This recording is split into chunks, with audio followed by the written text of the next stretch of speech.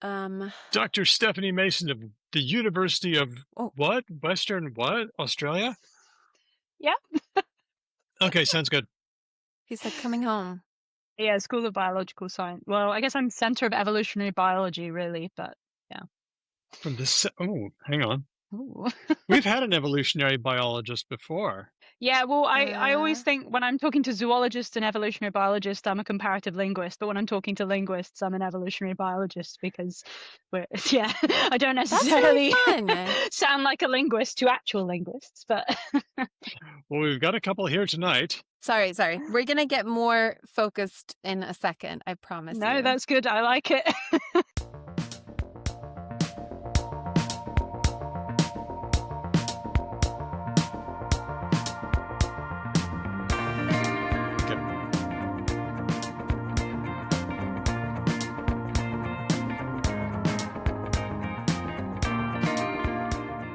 Hello and welcome to Because Language, a show about linguistics, the science of language. My name's Daniel Midgley. Let's meet the team. First up, it's linguist and podcaster Hedvig Hurgaard. Hello, Hedvig. Hi, how are you doing? Doing good. Do you have a favorite bird? Ooh, well, I didn't think much about birds until I moved to Australia. I do like a kookaburra. I do think they're very funny, look very funny, and when they show up, it's like a unicorn showed up. You're just like, oh, there's a kookaburra over there. Everyone, still. Yeah, they are a pretty tremendous sounding bird. They don't mind taking up space in this world of ours. They're third on my list. But Daniel, you better introduce me before I start giving you my listology, my listicle. And next, it's teacher and podcaster Ben Ainsley. Hello, Ben. Again, favorite. You won't believe what birds Ben Ainsley likes.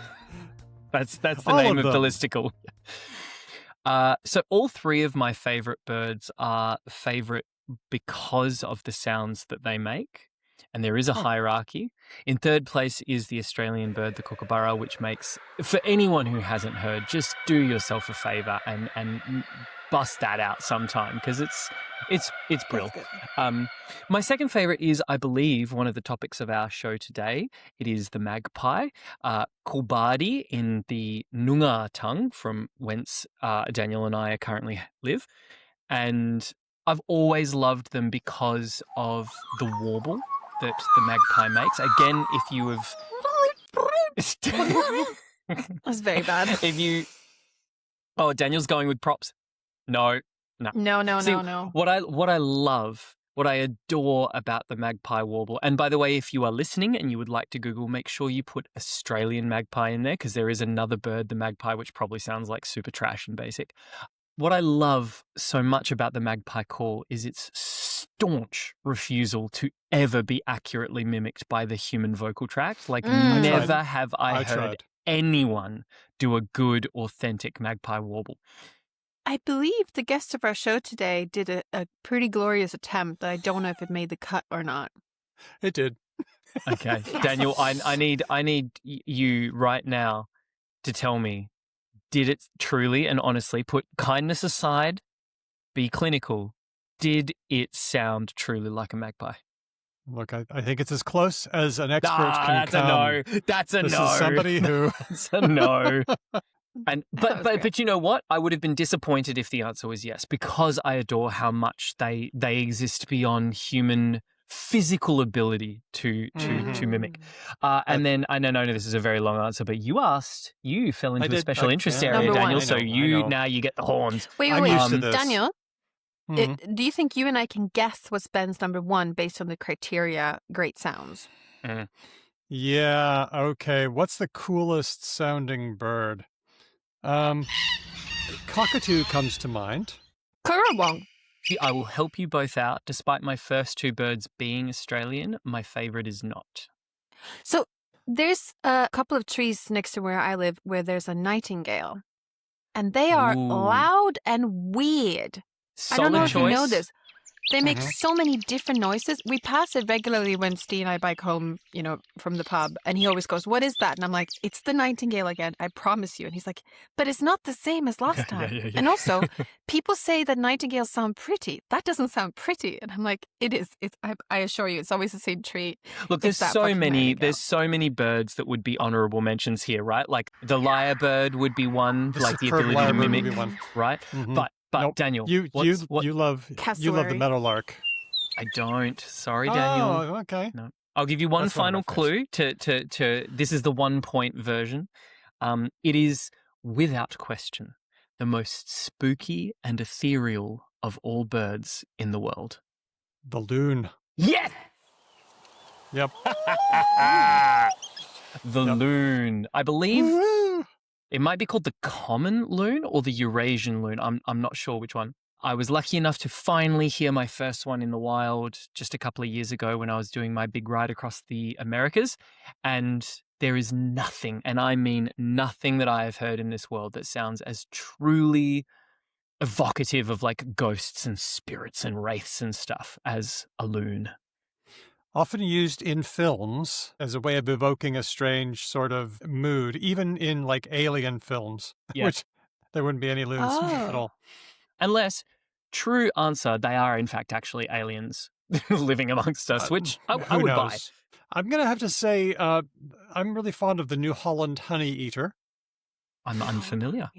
They are Okay. little black and white birds with yellow tipped wings, and they just have this really, really high, really loud call. And when you get a bunch of them, like they were swirling around the outside of my house today, they were going berserk. And they have occasionally intruded on an episode that we would have out on the deck, especially the one with me and Mark Ellison. And I just had to run a low pass filter over them to bring them down because they were so persistent. I think Daniel, what I'm picking up is Daniel actually, he's applied his love of punk rock to the bird world. He just loves these disruptive, you can't tell me what to do punks. Yep, that's them, little jerks. Well, the reason I'm thinking about birds is that, we've often talked on the show about the language-like things that our animal friends can do. In particular, we've been interested in syntacticity. Now, that's a thing that humans do where if we change the order of the symbols, you get a different meaning. For example, milk chocolate is not the same as chocolate milk. And a piano player is not the same as a player piano. Now, syntacticity has been thought to be a thing that animal communication systems lack, but then it appears that the birds, known as the Japanese great tits, can do it. When they hear recordings of calls, they do things if the calls are in a certain order, and if they're not in that order, they just ignore them. Well, it seems that another animal has joined the syntax club, and that's the West Australian magpie. I have several questions. First of all, is there a different one for Western Australia? They studied Western Australian magpies. I don't know if they're distinct species. Hedvig and I are going to be talking to Dr. Stephanie Mason from the University of Western Australia, where I'm a lecturer. She's been traipsing all over Boorloo, or Perth, tracking these birds, and she thinks she's found not one but two interesting human things that we used to think only humans do. Their calls seem to be syntactic, and their calls are socially learned across the lifespan. So that's coming up. Cool. I feel like a magpie should be like an honorary corvid. You know what I mean? Like they aren't corvids, but boy oh boy are they like clever buggers. They're smart little guys and gals. I have to say there's a class of you know how crabs have evolved several times? There's a type of dark, medium-sized bird that's very I know curious. exactly what you mean. And I call them corvids, and I know that they're not all corvids. Is a jackdaw a corvid? I don't know. I know Australian magpies yes, aren't. they are. Jackdaws and Jackdaws jays are. are. Yeah. Okay. But I do know exactly what you mean, which is there's this Yeah. medium-sized sort of bird of prey, but also deeply opportunistic creature that's really clever, flies, and just sorts shit out. Yeah, dark. Yeah. And I don't know what to call them, but I tend to say, oh, it's probably a corvid. It just seems smart, but... You know, Probably not. I was looking over the Because Language inbox today as I was preparing the show, and I was struck by how many people are out there just giving us suggestions, ideas, and support. So I want to take a moment and say thank you to all of you who share your ideas. I could never find all this stuff myself. But a special thanks to everyone who has signed up as a patron. Patrons provide financial support so we can keep the show going. You know, we get new patrons every month, but we also lose some patrons because people's situation changes, people get different interests, and they move on. And that's okay. But if you like what we're doing and you think this work should continue, then consider becoming a patron, even just $1 a month. Hell, even free. We'll make it worth your while. Would anyone like to read our latest patrons? I can do it. Actually, why don't I do the friend level and Hedvig, you do the newest free patrons? Sure. At the friend level, we have Greg, Aniko, Philip W, and Rohan or Rowan, not sure how they'd like that pronounced, D. And at the free patron tier, so you can just sort of follow accounts, any accounts on Patreon, and you get sort of updates and little information. And then if you upgrade to a subscription tier, you get more content. But at the free patron level, we have Carl H, Daniel Q, Sack W, SH, Billy F, JSR, Shane P, and Paul M, which is nice. Very curious about. There's so many people who are just name letter. Well, that's because I want to preserve their privacy, but I also wanted to provide a measure of you've specificity. done that. You know. Okay. Yeah, that's right. I love how Australian primary school it sounds. I don't know if this is true for other primary schools in the world. Like Hedvig, I don't. This happened in Sweden as well when you would be I was like Hedvig S. There was 3 Hedvigs exactly. in my class. Oh dear. So we hope that you'll join us at patreon.com/becauselangpod. Okay, so what has been going on in linguistic news before we get to the whoops and the warbles of the Magpies? Well, this first story was suggested by Pickwick on Blue Sky. Love it when I see some Blue Sky folks. Hedvig, you noticed this one too?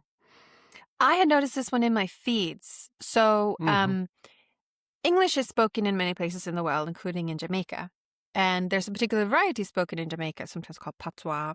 Yeah, that's right. It's an English-based Creole language. Linguists might call it Jamaican Creole. So recently, in the Jamaican Parliament, new MP Nikisha Burchell gave her maiden speech. She's the opposition spokesperson for culture, creative industries, and information. So you're going to hear 3 things here. First of all, MP Burchell starting her speech in Jamaican, and then the speaker, Juliette Holness, cutting her off. And then lastly, we'll hear some interesting reactions from other MPs. Let's have a listen. Madam Speaker, I get up this afternoon to make my first sectoral speech. Hold on. Standing orders. And I think you are fully aware. And if I have to stop you again during your presentation, you will not get any additional time. No, and she knows. Broken English.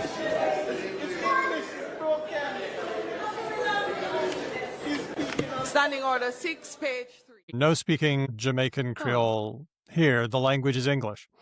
But then you hear the other MPs saying that she's speaking broken English. Yeah, I heard that in There the were a background. few Broken people English, that kind of thing.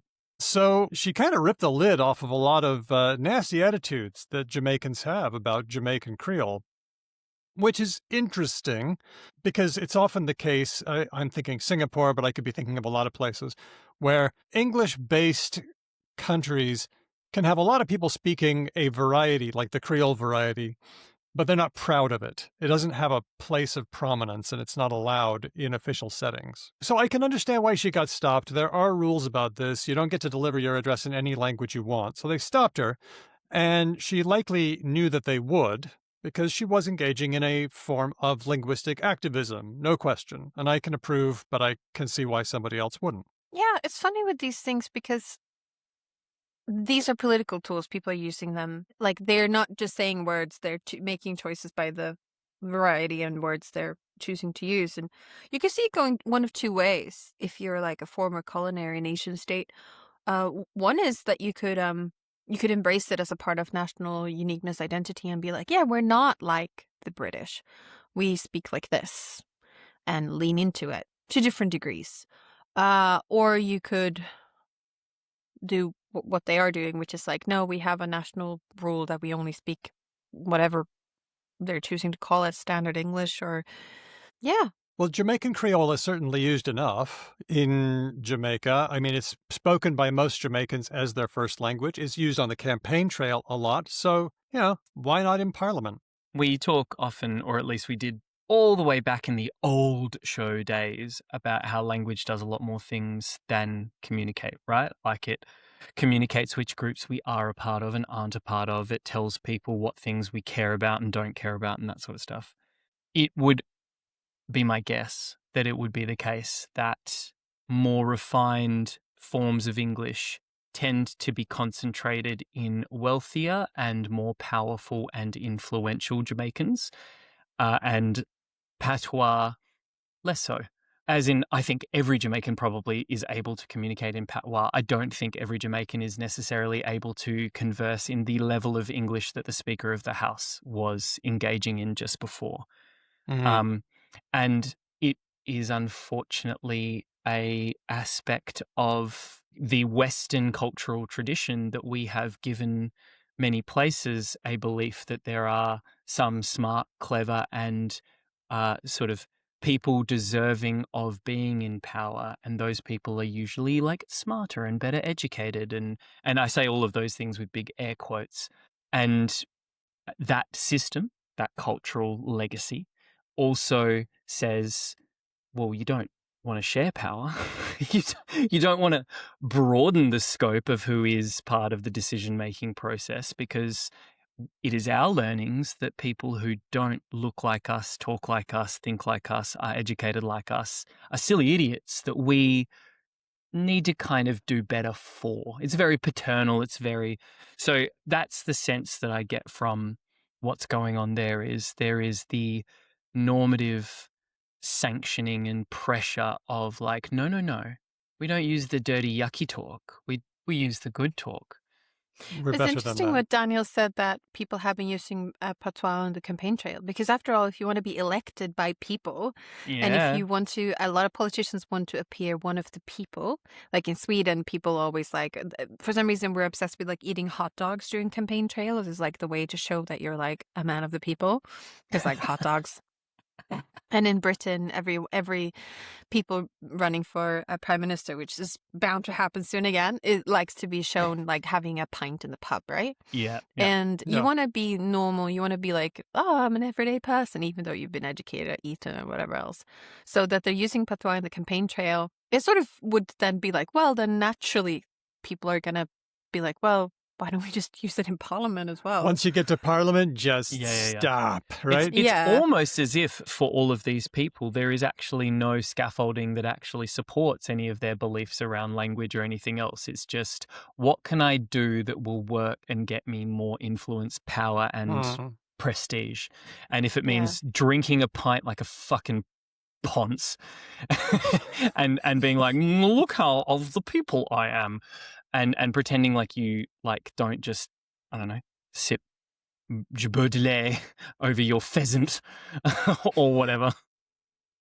Well, maybe I wonder how it will develop over time, because I think it's been shown that like some American presidents or politicians, like they lean more into regional accents on certain parts of their campaign trail, right? Yeah. And I'm wondering I wonder if there are some like really highly educated, wealthy Jamaican politicians who are like not that good at patois. And like, oh, that's interesting. Yeah, like what did they do? And they try and order like, I don't know. That's going to be a problem, insert right? like regional Jamaican street food They're here. like, and people are just like, that's not how you do it. I've seen Cool Runnings once. I'll see what I can do. I like this quote from the article in The Guardian by Natricia Duncan and Anthony Lugg, who are in Kingston. Quote, Dania Dougley, an event project manager, pointed to the parliamentary bodies in Wales and New Zealand, which allow Indigenous languages. She said the issue, quoting her, raises the question that every post-colonial society must sit with at some point. Whose language is legitimate and what spaces can they be used in? End of quotes. whose language deserves to be represented in public. This wasn't the biggest linguistic outrage I've ever seen, getting shut down in Parliament when she knew that was going to happen, but I was glad to see this happen. It tells me that there's some tension there, there's some agitation. I'm glad for that discussion. We'll see if it goes anywhere. Thanks, Pickwick, for that story. Well, on this day when we're talking about bird calls, it seems appropriate to tackle this story. This is work from linguist Gaspar Begos of Project SETI in the University of California, Berkeley, and a team published in Proceedings of the Royal Society B, Biological Sciences, and it's about the communication of sperm whales, the sounds they make. I think we've all seen this one. Tiger Tronia showed it to us on the Discord. Yeah, it's been going around Discord and Blue Sky and linguistic sort of social media circles. So basically, we've seen, I think, an uptick in variants of this is a feature that seems to be true about human language.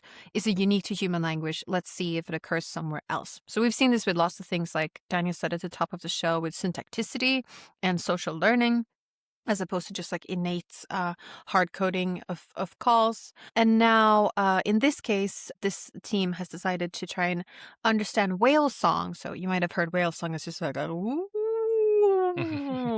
crazy stuff. Oh, pretty good. I Much think easier whales than are easier magpies. Yeah, much. Yeah, much easier than all birds. Way easier. I think they are mammals. I am a mammal. Birds are not mammals. Their vocal We've got tracts lineage. have They've got flaps and syrinxes. stuff. They've got stuff in their throat that I don't have.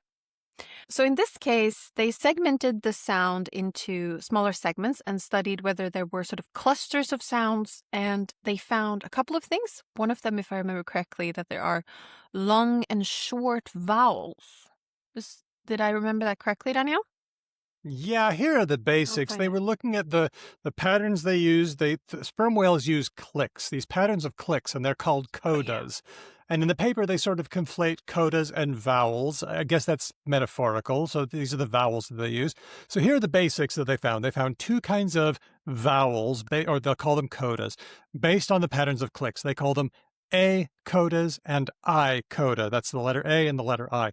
Just like we have different vowels, ah and E, that's kind of like we have.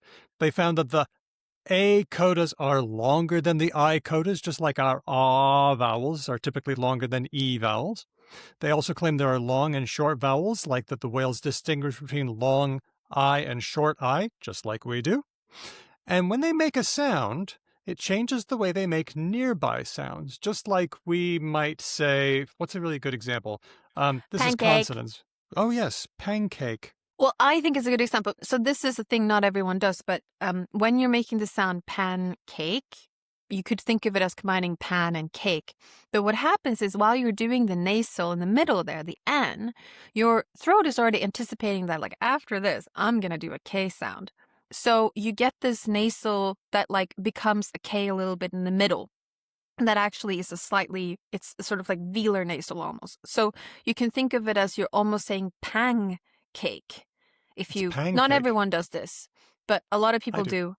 And the interesting thing is you probably don't know if you do or not. So if you're a listener to this should try just saying the breakfast food that you have with maple syrup on top and see if you're making a sound like a pan or a pang, like you could imagine a loud sound, a pang sound. Truth is, you might do one or the other, and when you hear people say it, you might not even know which one they're doing. You immediately sort it into, I heard pancake, I don't care exactly what happened. Linguists call this co-articulation. So it's when sounds that are nearby each other, in this case the N and the K, influence each other. In this case, what's happening is they're influencing the place of articulation. So you're moving your sound further back in the throat. And this is sort of something you'd expect any sort of organism to kind of, I don't know, I kind of would be surprised if whales didn't. They didn't anticipate. Yeah. Yeah, it seems like an unavoidable feature. Well, this is one thing they found. They found the co-articulation, that the realization of individual sounds is influenced by adjacent segments. Now, there's one thing they didn't try to do, and that's figure out the meaning of the sounds. And I mean, how could we ever know what they mean? But I do think that this is a weakness in a lot of animal studies. I have no problem with the idea that other animals can use strategies that humans have landed on, because we find these strategies useful. We use them to get more out of the symbols we use to make meaning. But do they need to make meaning? Do they need to engage in these things because they're making so many meanings they need to do the same hacks we do? I mean, what meanings are they making? And the answer from a lot of this work is we don't know. We just found a pattern and we think that's interesting. For whales, it's also tricky because the recordings you have, you might not even have video of what the whales are doing. I don't know fully, but like I imagine that it's easier to track behavior of like a bunch of birds in a cage, for example, which I know sperm isn't whales, what notoriously difficult to actually like follow. Yes, but they do. You might like, this is breeding season, and they're making this sound more often than when they're in their feeding area. They're in their breeding. You could be like, I'm okay, sure the maybe researchers that's like work, come over here, and let's have a good time. I'm sure they work really hard to do the best they can, but this is the deepest diving mammal on Earth. it goes down to some fucking bullshit places that we would struggle to follow. We can listen, absolutely, but yeah, that's a tough get. But what that means for this paper is when they talk about phonology, and some of my phonology friends are going to tell me it's not as simple as this and there's other things to it. But like usually when we talk about phonology, we at least consider one of the aspects we consider is minimal pairs. So is there two sets of words where when you change this sound, you get a different meaning? So I've been trying ever since we started talking about this Outtake to come up with a good, simple, minimal pair for E and A in English. Ping pang. Okay. Ping pong. Yeah. And pang, like a loud sound. Is that a thing? So you change one and you get a different meaning, right? Yeah. I think this work is going to be quite controversial, judging by this quote from the paper. We argue that coda vowels, these codas, not only are mere acoustic resemblances of human vowels, but also have similar features to human vowels, hinting at independent evolution across humans and sperm whales, which share a common ancestor. I was going to say, I think that just the claim that they share like sonic features with human vowels is a stretch. Because we're talking about clicks. So it might share structural features, like it can be lengthened and shortened and all the stuff that you said before. But I even from the very beginning of this story, the idea that they ascribed them vowelliness, I thought was like, Yeah. what? Yeah. It feels like you've found some stuff that vowels do, and you're like, because vowels do this one thing and it's doing this one thing, let's call them vowels. Which, yeah, for this team, this is not a metaphor. They think they found something that connects us, like literally, and that it's not just strategies that we land on, it's inheritance. But if it is what's being shared is sounds from a vocal tract that are sustained, if that's what vowels are, that you can sing on. You can go. You can say Right. Okay. Yeah. Now we're going to get into that. You can actually do the same with nasals, etc. But let's put that out of our mind for a moment. I'm going to get so many quote unquote real linguists contacting me over DMs after this episode of release. Like, that's not. I'm not a phonologist but let's either. just. I'm going to take a deep breath and step into the water.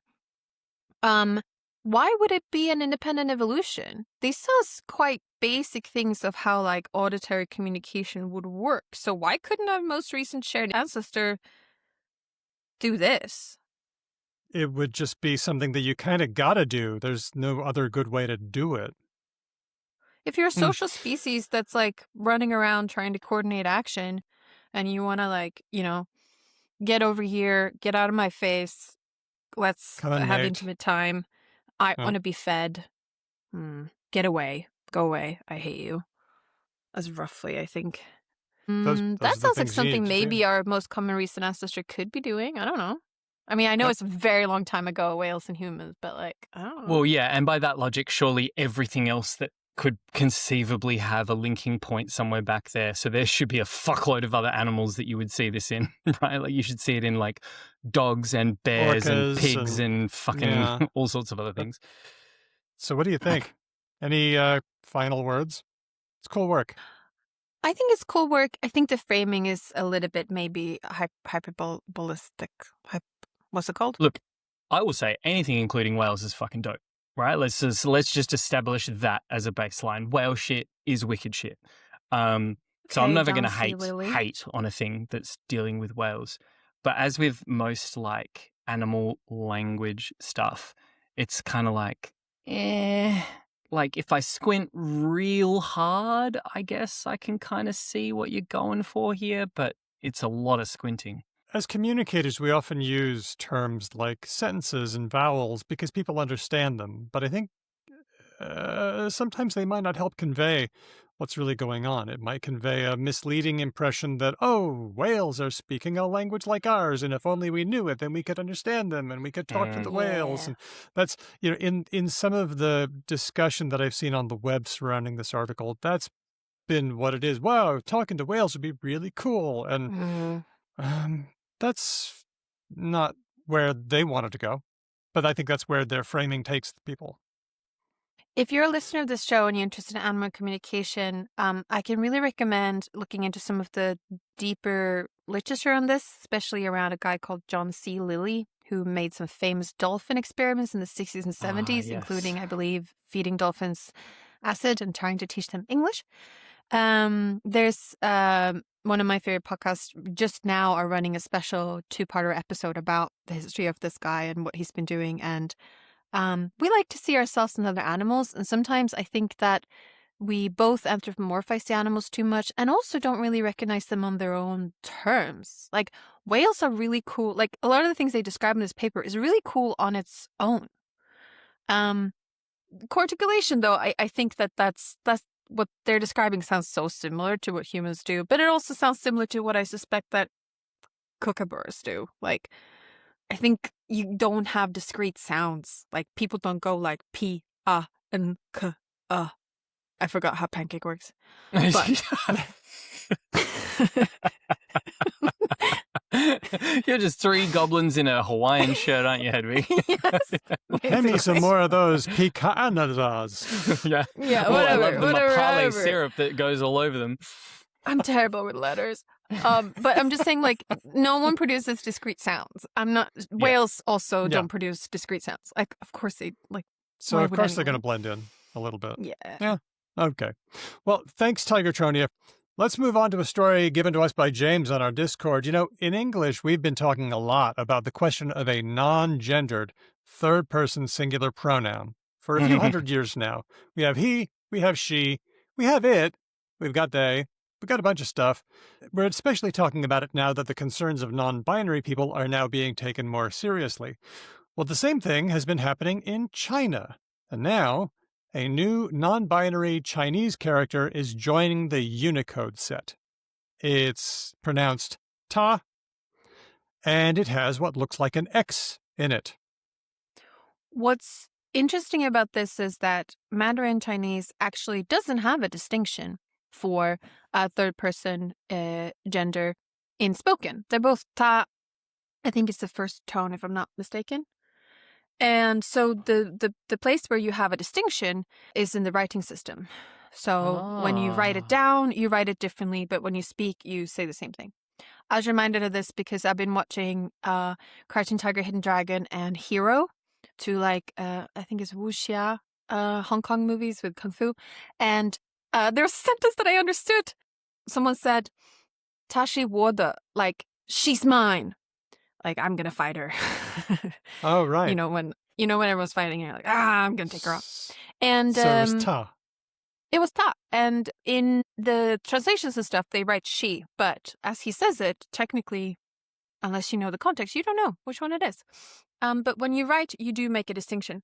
So the character, there's a beautiful little illustration that we're going to link to in our show notes, which shows on the left side the male one and on the right side the female one, and then the one in the middle is like a mix of both.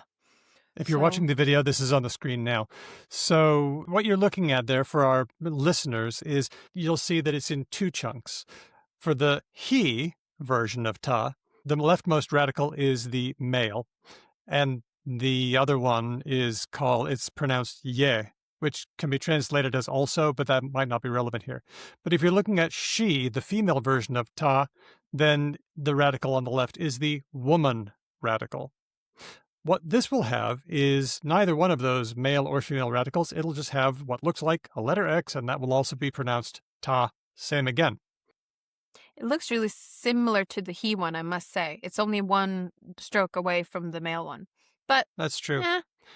I found out something interesting. It turns out that before 1918, the ta characters, there wasn't a separate male and female ta character written. It was all the same. Oh, really? So, yep. Is this a regression? I'm so glad that other languages do the silly shit that English does, where we get like a storm in a teacup about stuff, and then people are like, actually, this is a relatively new invention that everyone now really cares about. Well, at that point, many people decided to change that epicene pronoun ta in writing. And that was because at this time, ideas were coming in. People in China noticed other languages, other pronouns. There was also a women's equality push.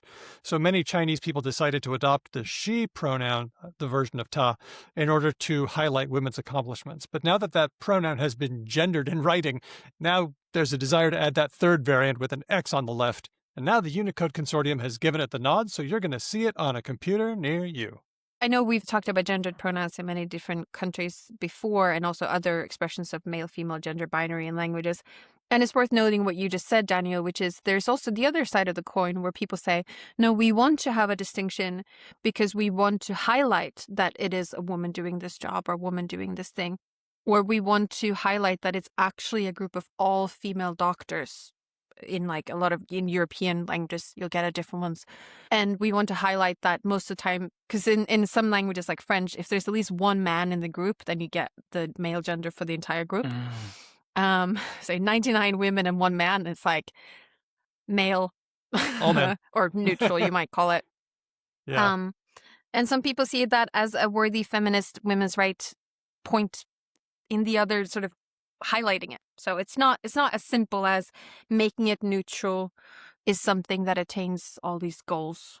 There's many strategies. But if you pick up one end of the stick, you pick up the other end of the stick. And so now you've made gender part of your writing system. Well, let's just go all the way and add another symbol.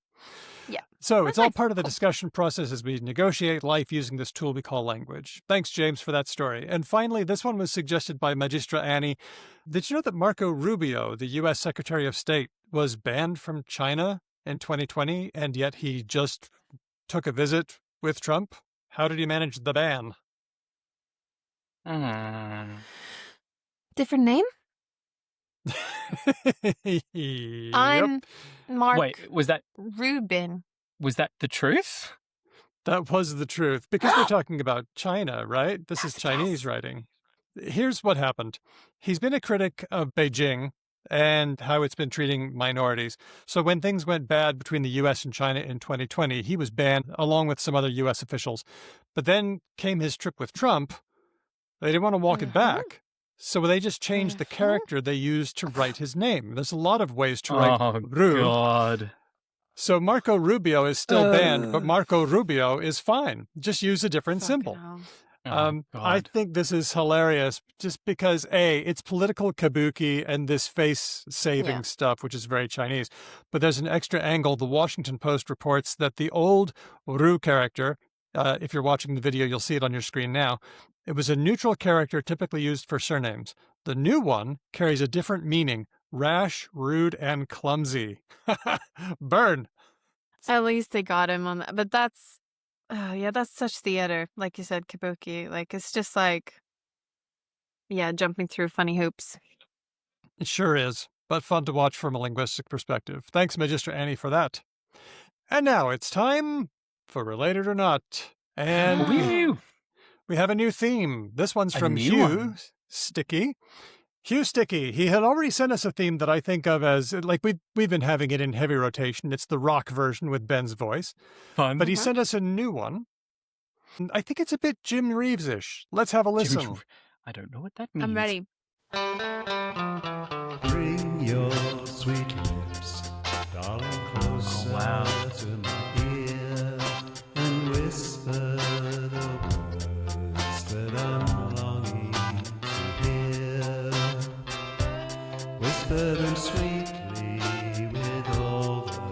love you've got, and I'll tell you, darling, if they're related or not.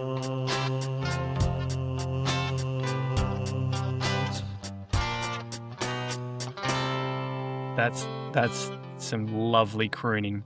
That is very impressive. That is very, very good. I would like that to be our new standard one, please. Hugh, you've done it again. That's amazing. I'm going to play that for Steve the minute he gets out of his... It we all feels, get do you out know of what our it's calls. reminiscent of for me is the kind of like slow-timey country and western stuff that always gets played in movies when you're trying to evoke that something really fucked up is about to happen, and the juxtaposition of how like nice and safe and old-timey the music is usually belies some like horrifically graphic violence that's about Something's to go about down. to go down. Yeah. Thanks, Hugh. This one comes from James on our Discord. This is a fun one. James says, slap, smack, Okay. and SWAT, all in the sense of hitting something with your hand. All related, none related, or some combo. Slap, smack, and SWAT. Oh, there's a strong argument for onomatopoeic things here, right? Would we say if they all end up being onomatopoeias that we would call that related? We would probably call them not related etymologically. They just happen to be that way because onomatopoeia. Okay. I get where Ben's going with this, though, because what if one of them was first and then the other one is like variants of it? Well, if there was one that came in early and then influenced the others, that would also not, according to the rules of our game, be by descent. No. It would be by side influence. No. Like, it's daughters, but it's just very recent. Oh, I see. Okay, that would be possible. Okay. Can we also address that I believe Australia has extended its slip, slap, slop Oh, yes. system? I think there's 6 Right? now. Yeah. So it's Long. slip on. This is for sun protection for people who have never been to Australia. Australian sun is Mhm. very strong, and there's a little rhyming thing that people say: slip, slap, slop, which is slip on, like clothes, slap on a Mhm. hat, slop on sunscreen. Yep. Is that correct? Good so far. far. And then where does it go? We've got 2 additions. Okay. We've got seek and slide. Seek some shade and slide on UV protected sunglasses. And don't Oh. forget the airway and breathing and circulation. No. No. Daniel. Oh, okay, never mind. Rescue position. Well, Oh. what do you think? Hedvig, I want to ask you this. This is an issue in language typology, is it not? I mean, some features in a language may be handed down from a parent language, and others may be borrowed from a language that happens to be nearby. So when you're using words to determine whether 2 languages are related, you got to watch out for those onomatopoeia words because they can make languages look more related than they are. Which is a separate problem from borrowing. So this is things that I think has come up with, and also a separate problem from child language stuff. So like you could imagine like animal sounds is a great one. So Yep. if you're around a donkey, you'll hear a bunch of sounds. So you hear like ee-yaw, ee-yaw, and you'll hear other sounds as well. And donkeys actually make more different sounds than you think they do. They are a also the sound. tremendously wide variety of sounds. Yeah. And as I said earlier, so does nightingales apparently. But different languages could say ee-aw, ee-aw with like different variants, but Sure. for unrelated reasons. They're not related to each other. But they've done something similar because there are other sounds from the donkeys that they could have picked up. So it says something about their phonology and stuff that they've picked something vaguely similar. So for tracing language history, it might not be relevant, but for language comparison, it might be interesting for other reasons. I love the So in flat, this- dead-eyed stare that Daniel is giving because he's just hearing us try and wheedle connections in, and he's sitting there being like, listen, fuckers, this is related or not. It is about etymology. If there is not an etymological link, get out of here. Just get out of here. Jog So on, here we as have- an Aussie might say. We have slap, smack, and swat, which are all things Yep. you do like with your arm and preferably also your hand palm, right? Yeah. All of them, arguably. You can also swat with a fly swatter. Well, I think you can do everything with a thing that imitates a hand, right? So a fly swatter, you can slap with it and that sort of thing. Like anything that's got like a flat paddle, like I could slap someone with a spankin' paddle or something like that. Like it's hello. I have a coaster. Or Oh my. a Spice World coaster. Or spice. Yes. I don't think that these are etymologically related. I'm going to say the Same. same thing. I think there is obviously deep linkages, but that by the rules of the game, this is going to be a not related. Yeah. Hedvig, do you know any words in Scandi languages that seem similar to these? I mean, my problem is that I think they borrowed from English. Interesting. So they've brought their disease with them. There is klappa in Swedish, which is like slap. Like klappa till somebody is to smack them in the face. So, but then I have to change the S to a K, which is a bit much. No? Okay. Well, let's make it easy. We all said they were unrelated. They were all imitative. And James gives the answer. None of them share the same path through language etymology, but all of them, per Etym Online, and by the way, OED as well, are probably of imitative origin. All right. Which any reasonable person would claim is a clear relation link. I didn't hear that. All right, one for us. Thanks, James. Now it's one from Jameson. Jameson emailed us, hello@becauselanguage.com. Hi, Daniel, Ben, and Hedvig. I am a huge fan of Because Language and have been listening since the Talk days. I love how many people say that because it means I they love have been that. tragic nerds for a really long time, and I've got a lot of love. Ben? I said I got a lot of love. Nerd I is positive. said- I This is our softened audience. the insulting thing by saying how much I loved that thing. The negative thing about our audience is that they ask too smart questions, not that they're nerds. Remember. It's true. You didn't soften yours. I softened mine. I'm just saying.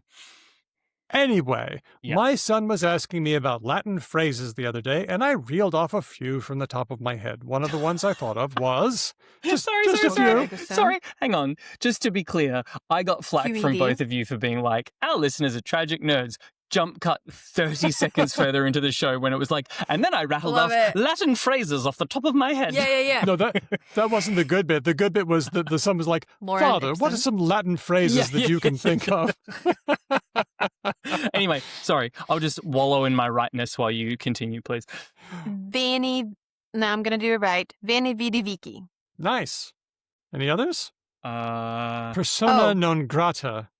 know. What is the QED is quad something Quod erat demonstrandum. demonstrandum. Hang on, I've got Yeah. a good one. Ad hoc ergo propter hoc. Proctor hoc. Oh. Post hoc, ergo propter hoc. Oh, there we go. My Ad kids know that one hominem? because I blow on the lights. I blow on the traffic lights to change them, and then they say, that's post hoc, Dad. Nah. Nerd. Well, Jameson continues. One of the ones I thought of was mens sana in corpore sano. Healthy mind in a healthy body. You got it. Something. I know that one because it was inscribed in the gym that I used to run around the track on back in the dear Brigham Young University. It got me thinking about the word sound and its various meanings. So, All right, okay. you know where this is going. I love a good polysemous one. Are the words sound, as in healthy, free from Oh, defect, solid or no. stable, Oh, no. Sound, as in a particular auditory impression, and sound, as in Long Island Sound, or Puget Sound, by the way, a body of water. So, sound as in healthy, sound noisy, or sound the body of water. Related or not? Shit, I've got some thoughts. While you're panicking, Jameson also points out there are a couple other meanings, such as the verb to plumb the depths of, to sound, the adverb meaning thoroughly, as in sound asleep, and an instrument used to examine bodily cavities. Jameson finishes up. Thank you for your consideration and for all that you do. Best, Jameson. Thanks, Jameson. Okay. I actually like how Scottish people say sound when they mean that something's good. Should we go to the pub? Sound. So that's the first meaning, or like a what do you call it? A spinning off of the Sense. first meaning that you gave us. Yeah, sense of the first meaning. So my first question is around the bodies of water at the edges of like islands and land masses, right? Like Long Island Sound or New England Sound or whatever. I imagine that is related to the idea of like plumbing the depths of something. It would have come to us via like the nauticalness of like ships and figuring things out and that sort of stuff. But the question then becomes that property of ships sounding things out. Is there a reason that I'm not aware of that is in fact related to sound or to sound, like good, healthy, blah, blah, blah, blah, blah. Solid. That is the question. I Right. reckon there is going to be a link to one of the two. I don't know which one. So I think sound, body of water, is related to either thing detected by Noise. ears or solid, steady, dependable. But But I'm not sure both. Not both. I Not have both. a question. Can you say the Latin phrase that was in the gym again, please? It was mens sana in corpore sana.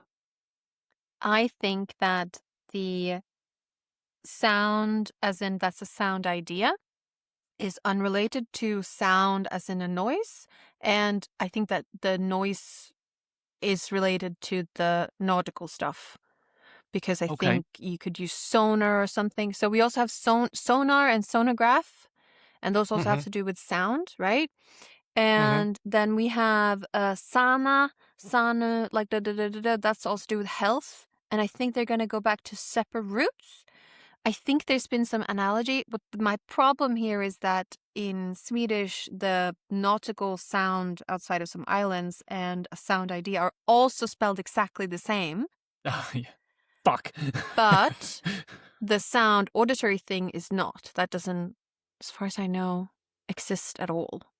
I'm And I gonna. don't think Do you it's know like what? that in Based German on either. that, that's going to tip me in that direction. So I think the body of water is related to steady, sturdy, etc., and the sound that we hear comes to us from a different root. And I'm going to guess then that sounding something out, like because Hedvig, your point about the fact that we can detect things with sonar, I think that's an accidental, like later on in technological development, we were like, hey, how cool is this? We can use sound to figure out where the bottoms of things are instead of just a rock on a rope.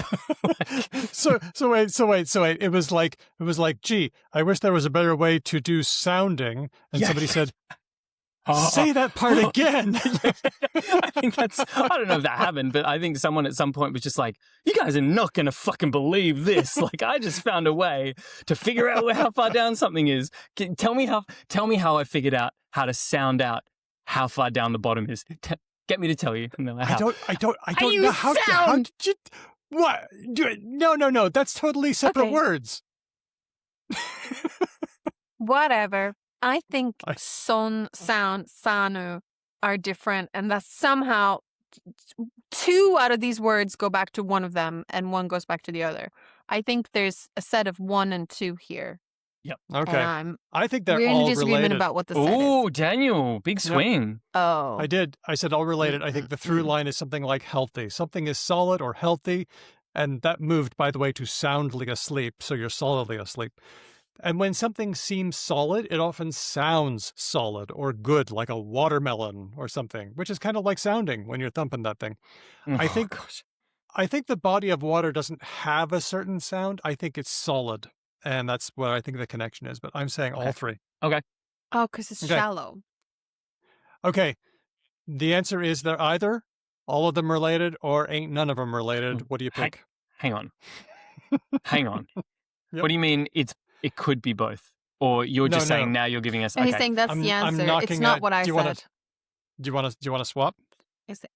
Right. So it's either they're all unrelated or they're all related. I'm going to be a contrarian. I'm going unrelated because I want Daniel to be wrong and I want me to be right. That's always good. I still think that Much son progress. and sanu are unrelated, but the Swedish and the German is throwing me off because it's spelled the same, and that's just suspicious. But then you get analog change sometimes. Good old Okay, analogy. I'll go. So Ben is going all unrelated, was it? Mm-hmm. Mm-hmm. And All I'm right, going I'll all go related. all related. Someone needs to get points. All related? Ain't Yeah. none of them related. Ben's Yeah. got it. Fuck Okay, yeah. Let's go, bitches. There are some big asterisks here, though, I gotta say. Okay. So let's start with... No. The asterisks don't matter when I'm right and you're wrong, okay? They only matter when you're right and I'm wrong. Let's start with the noisy sound. So it comes from Latin sonus, a sound or a noise. Interesting, the D was not originally there. People complained about it as well. They said, why are people writing a D in there? As late as 1582. Comes from Proto-Indo-European root swen, to sound. Okay. Now let's go to healthy or solid. Comes from Old English gesund, as in Gesundheit, be sound, be healthy. Wow.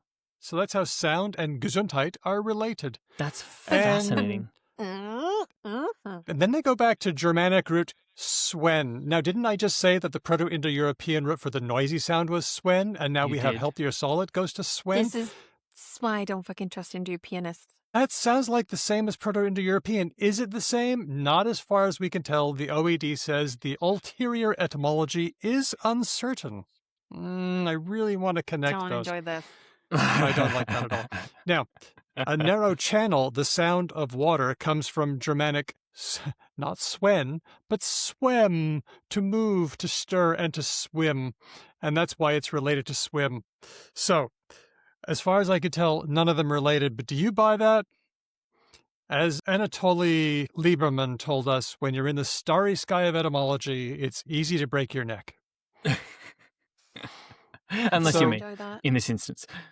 So for now, we're going to say not related, but darn, they look close. And I will analogy is always say an option. I'm really surprised to learn that the body of water has no relation to any other thing. And it's just another example of how fucking wackadoodle nautical terms were and remained for a really long time. Big thanks to Jameson. Last one from Paul. Paul emailed us, hello@bicauselanguage.com, saying, is the following a tethered tetralogy, a questionable quartet, or a foursome of fiendish foes a me? Here they are. Speckle, the small dot. Speck. Now watch out. This is the cured meat variety. You ever had speck? I buy it all the time for my pasta. Spectre, a ghost, and spectrum, a range of things. Thanks, as always, for all you do. Cheers, Paul. Thanks, Paul. Oh, there's a lot of permutations possible here. Mm-hmm. I'm gonna, you know what? Let's save some time on the old waffly Ben Ainsley. I'm going all related. Is that right? Mm-hmm. Jumping in. So the second one, speck, is to do with the fat of an animal. I know that in other Germanic places, and I don't think fat is spotty. Is it spotty? You know what I mean? Typically not. No, it's usually like very white and consistent. I do think spectre and spectrum are related. There's a lot of overlap there in sounds, and also the things that aren't overlapping are just Latin nominal declinations, whatever. Who cares? And it's so great when you're not part of a knowledge base to see people being like really quite like rudely dismissive of things in a way that you could never do because you don't know which things are safely like that you can just denigrate in that way. It's great. I like it. Oh, it's just, I mean, it's like No, don't defend. It's all good. It was fun. I like it. I am made stronger. I am nourished by when people are like, "Buh, that's just this stupid thing." It's just endings. Who cares? Okay. I think spectre and spectrum are related. I don't think any of the other things are related. Okay, very good. I don't know. I think that we're dealing with two things here. I think some of these are Greek, spec, to look, and this is where we get spectator and spectacles. Yes. Yep. I think spectre and spectrum are here. A spectre is a thing you think you see, and a spectrum is a range of light that you can see, which is why the looking thing. The other two are probably something different, like spot. I noticed that speckle is a pattern of specs because frequentative LE, right? Like Yep. crack and crackle, Mhm. speck and speckle, shows that something is happening with frequency or intensity. I'm less confident with the meat. So I think we're dealing with a pair of pairs. I think that spectrum and spectre are related, and I think that speckle and speck, the meat, are related. Two pairs. There we go. Oh, The winner is Hedvig, who nailed it all the way along. Nice going. Damn. A speckle is a small spot or stain. Middle English specke, so speckle is that. Speck, the meat, is not related. It's from Middle English spick, animal fat or lard, from Old English spick, bacon, which is of uncertain origin. But spectre and spectrum are related. They come from, I was wrong about Greek, it's Latin speck. By the time the Proto-Indo-European root spec got to Greek, it was skopos, which is why we scope things out. So isn't that nice? So a spectre is a thing that appears, and they both come from Latin spectrum, because a spectrum meant a ghost long before it meant a range of light, only in the 1670s. Oh, that's so And- interesting. I had no idea. It was a ghost. And so by 1670, we can see that it was a range of light. And now we can say lots of things are on a spectrum, like gender or whatever. Yeah, spectrum now means a range, basically, That's doesn't right. it? Yeah. Yep. Good old semantic shift. Actually, now I remember Kummerspeck, which was grief bacon, the weight you gain from emotional overeating. Yeah, I remember because that now. speck is just the German word for bacon, isn't it? Yeah. what's animal fat? Yeah, I think. Oh, yeah. Thanks, Paul, and thanks once again to Hugh Sticky for the new Related or Not jingle. If you'd like to gift us a Very jingle cool. or a group of words, just send them via Discord, social media, or just a good old email, hello@becauselanguage.com.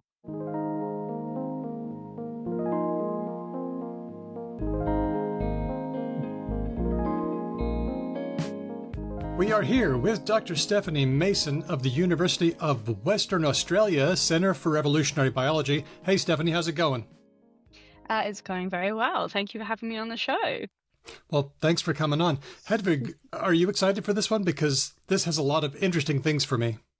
I feel like this is the year of like a lot of animal communication research, isn't it? Because there was that recent paper, whale phonology, and today we're going to talk about birds, and I'm really excited. And I feel like there's so many of these kinds of papers popping up, and it's really nice to be able to talk to someone who's like inside of this bubble a bit more.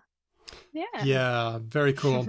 Well, Stephanie, this has been a wild year for you. You finished your thesis. Congratulations. Thank you.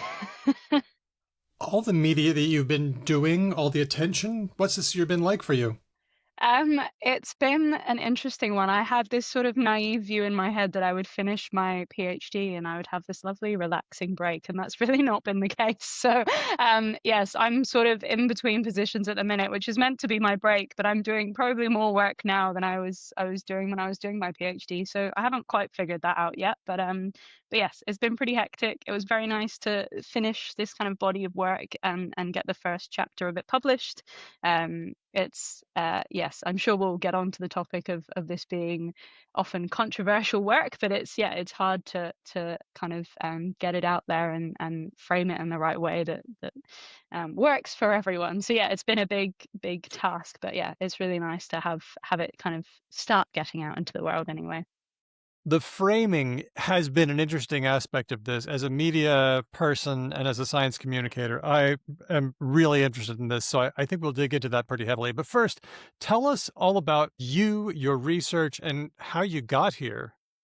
Why magpies? So yeah, I guess, I mean, I did my undergrad degrees in zoology and psychology. I actually started doing zoology and neuroscience and then couldn't hack the, or maybe that's a bad word to use in this context, but couldn't hack the cadavers. That was maybe a poor choice of words. You're not meant to hack the cadavers. But yes, fine. I decided I was more interested in sort of the external manifestation of behavior as opposed to what brains actually look like in real life. So yeah, I was always really interested in kind of behavior, and I was actually more on the side of wanting to look at kind of abnormal animal behavior and zoochosis and all that kind of stuff. But I did my honours project with Mandy Ridley, at UWA. She had a really cool project going on the magpies, and it kind of just snowballed from there. And I ended up doing my PhD. And yeah, I would love to continue kind of working on them if I get the opportunity. Maybe it's worth saying for our non-Australia familiar listeners that Australian magpies are like one of the best things about Australia, and also Yes. not related to European magpies that closely, No. correct? Yeah, so they are not a corvid. They are a different group entirely, and they were a result of colonial naming of things that sort of look like things from back home, but not really. So they're a much larger bird. They still have interestingly, they still have lots of the same kind of features. They're also very intelligent and have these cool kind of vocal systems. But yeah, they're in an entirely different group of birds, and they really shouldn't be called magpies because it creates lots of confusion. But yes, the Australian magpie is what I study, and specifically the West Australian subspecies, which is actually quite different from the Eastern States subspecies. You know, when I moved to Australia, I thought that what I was going to find fascinating were like kangaroos and, I don't know, spiders and snakes. But I just personally fell in love with the birds. They're like in Canberra where I live, like the birds everywhere, they're making noise, they're doing things, they're trying to get some food somewhere, they're looking at you, they're like, they're always up to something. Yes, that's an excellent way to describe, I think, Australian wildlife generally, actually. But yeah, we have really unique bird life here, and I should start by saying I'm not an ornithologist, so I happen to study a bird, but I'm certainly not a bird expert. They were just a really good study system for the questions I had. But I've been reading this book called Where Song Began, and besides being an interesting kind of narrative about kind of vocal communication, it's also just crazy hearing about why we have the diversity we have in birds here, and how different they are from birds everywhere else. There's so much more aggression here. Nectar birds are apparently sort of not that common elsewhere, and we have hundreds of thousands of them here. So yeah, birds here are crazy, and I'm sad that I've only gotten the opportunity so far to study one of them. But I'm becoming more of a bird person. I used to be really afraid of them. So my trajectory as a researcher has been an interesting one. But no, I love magpies now, and I'm growing to love other birds too. Those big black birds that we see, are they actually crows or are they ravens? See, the ones I think we get in Perth are mostly Australian ravens, but we do get little crows and Teresian crows up north. And I was actually doing a job up in the Pilbara where I was having to remind myself to write down Teresian crow on my surveys instead of Australian raven. But yeah, we have a few different species. A friend told me once that they had magpies around, and they used to feed the magpies little bits of hamburger. They liked it. Yes. Bit of mince. And one day, you tell me if this story sounds plausible, because I'm willing to believe that they are smart birds. But are they this smart? One time, the magpies were making a big noise around my friend's house. They made a big noise. And so they came out to see what it was. And there was a fallen magpie, a downed magpie, a sick bird. And they were all, almost as though, my friend thought, they were saying, humans, come and help. So they took the bird to a bird hospital. But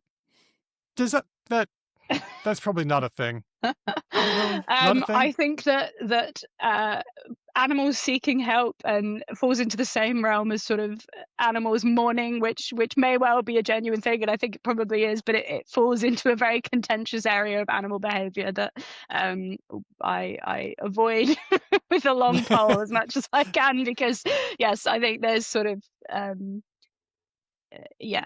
doubt it, but maybe.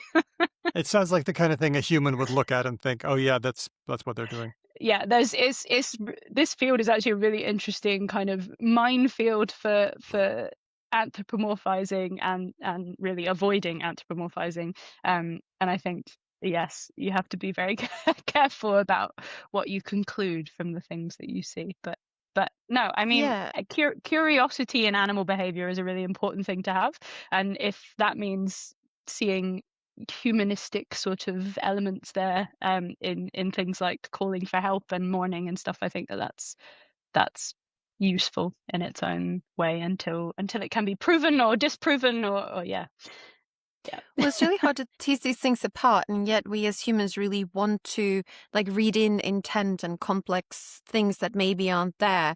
Like one of my friends here in Leipzig says that so we claim that our cats make like slightly different sounds for different situations. And he says, it's just making a pay attention to me sound. And then you're in the kitchen and then you think that you should feed them. And that the sound in all instances mean pay attention to me. And there's no differentiation or intent or anything more than that. And I'm bound to think that that's true. And it's really hard to study meaning in animal communication and intent because we don't really know what's going on and what's intentional and what's just like, ugh, I saw a snake and I'm scared and I made a sound. Which is why it seems to me from the outside like a lot of animal communication papers focus on other things than meaning. So things like in this case, like learning or like the sound sort of system, things like that, because meaning seems to be beyond. But a lot of the comments I see from like the general public on these kinds of things are like, oh, so soon we will be able to talk to birds. And it's like, oh, I'm not sure. We're sort of figuring out maybe how their sounds maybe cluster into groups. Is that a correct reading? I think there's kind of two separate things there. So the first one is I don't think we're anywhere near being able to communicate with other species, nor do I think that that would necessarily be a good thing. I think that they would do well to stay away from humans.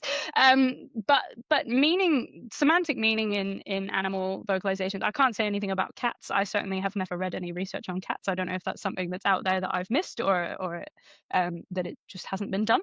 But there is lots of evidence for semantic meaning in animal vocalizations, and that's actually kind of the major turning point, I think, between, I guess for a long time, the kind of the approach, and I think still a lot of linguists kind of see it as, well, we tried to teach chimpanzees sign language, they weren't able to do it, and therefore there's no such thing as language in any other animal system, which is an interesting approach and a slightly problematic one, and that's maybe a separate point. But I guess the idea there is that the methodology they were using was not answering the question of whether or not there was language in other systems. It was whether or not you could teach a chimpanzee sign language with any kind of accuracy. But I guess the kind of the major turning point that led to this whole field of I guess more kind of modern comparative linguistics was the discovery of semantic kind of referentiality within animal vocalizations. And a really kind of classic example is in monkeys kind of producing calls that when they call the snake call, everybody looks at the ground. When they do the eagle call, everybody looks at the eagle. And when they do the leopard call, everybody runs up into the trees, regardless of whether or not one of those animals is present. So I guess that was then used as evidence that, I mean, if they're doing those things reliably in response to the call and not just seeing the actual animal, then there must be meaning contained within that. And that was that shift from animal vocalizations being seen as this just kind of expressive thing to being these actual kind of referential vocalizations. And from there, it's kind of rolled on. That's not what I mean to say. I'm struggling with my words. I'm so stressed because I'm talking to two linguists. But yeah, snowballed. That was the word I was looking for. Thank you. But yeah, that kind of discovery of examples of referentiality within calls kind of led to a door being open to more meaningful comparative research, I guess. Because I mean, there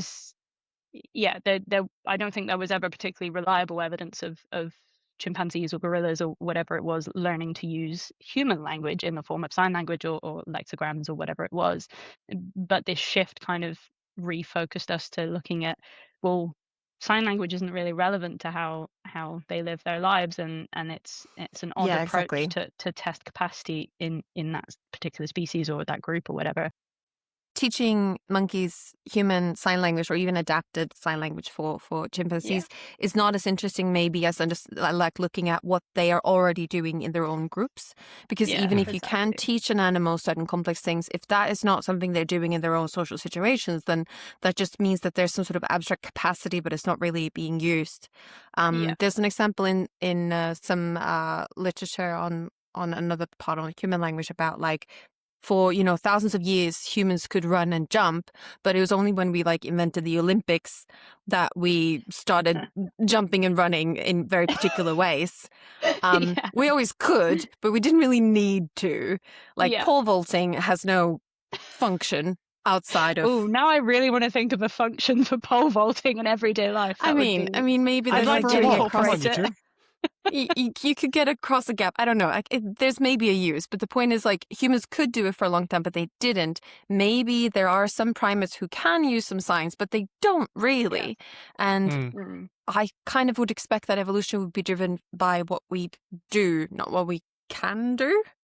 Yeah, I think that's a really good way of framing it. I think we may get in trouble if we don't mention that there is actually a lot of kind of gestural communication in primates. That's not an area I know nearly enough about, so we won't go into it, but there is certainly elements that are kind of, I guess, similar to sign language, although they're used in kind of conjunction with vocalizations as well. But that's kind of a whole other kettle of fish. That's a really interesting area that I would love to get into more as a researcher. But yeah, no, I think that's a really good way of framing it, is that unless it's actually useful for what they're doing, then whether or not they have the capacity for it is sort of a separate question, although I guess still a really interesting one. I mean, it's always cool to find out whether or not an animal can do a human thing, but it wasn't necessarily answering the question that it was then used to kind of defend, which was, I mean, I did a linguistics unit when I was doing my degree, and was told very firmly that because they never successfully taught sign language, therefore there is no language in other systems. And I'm certainly not saying that anyone has to date shown language in another animal, but I think that was a very kind of reductive approach to all of the really cool things and all of the really cool similarities that there actually are, even if it doesn't perfectly map onto what language looks like in humans, I guess. You mentioned semantics and how that's been an area that's kind of been glossed over. It reminds me of a quote from Wittgenstein, who said, "If a lion could speak, we would not be able to understand it." I keep thinking about that. Because have you ever thought about that? Like, a lion has the ability to speak, but what would the lion be speaking about? Lion stuff. I don't know anything about lion stuff. I wouldn't understand what he was talking about. Well, this is the major hurdle in comparative research, and often I get really interesting questions from linguists about really kind of complex linguistic concepts and whether it's possible that they're present in animal systems, and I'm just like, slow down. It's really difficult to study human languages that you've never come across before, I'm sure, but I guess, well, maybe you can correct me on this, but I guess in most instances, at least you can kind of point to something and then they say what they would call that, and then there's a way of communicating there. But particularly with birds, it's very hard to do that. And so, yeah, I mean, there could be all sorts of things that we still don't know, and we may never know, purely because it's just so difficult to cross that kind of boundary of what's relevant to them and what's relevant to us. And yeah, everything that it is to be a human makes it really difficult to put yourself in the shoes, the claws of another animal, and kind of, yeah, try and work that out. And there are lots of ways of doing that to some extent, and lots of work has been done on that. And we know the meanings of various sequences, both in the system I study, but probably more expansively in quite a few primate species now. But yeah, it is like a huge hurdle that I think makes this work. It's not possible to kind of keep up with human linguistics, because it's just such a different mode of research, I guess. We have such different settings that we're working in, and correct me if I'm wrong, but when it comes to birds, the main semantic content we can imagine, right, is like, get out of my territory, get over here, I would like to engage in reproduction. I'm a child, feed me. The way you said that was just the best, Hedvig. I know. Was that an insight into how you flirt, or? Also, that one you could imagine is different for male and female members of the species, maybe, potentially. Come over here. Then, I would like to engage in reproduction. Yeah. My new favorite pickup line. Yeah. I'll put it on my husband later. And then maybe I'm a child, feed me. Something like that. What else?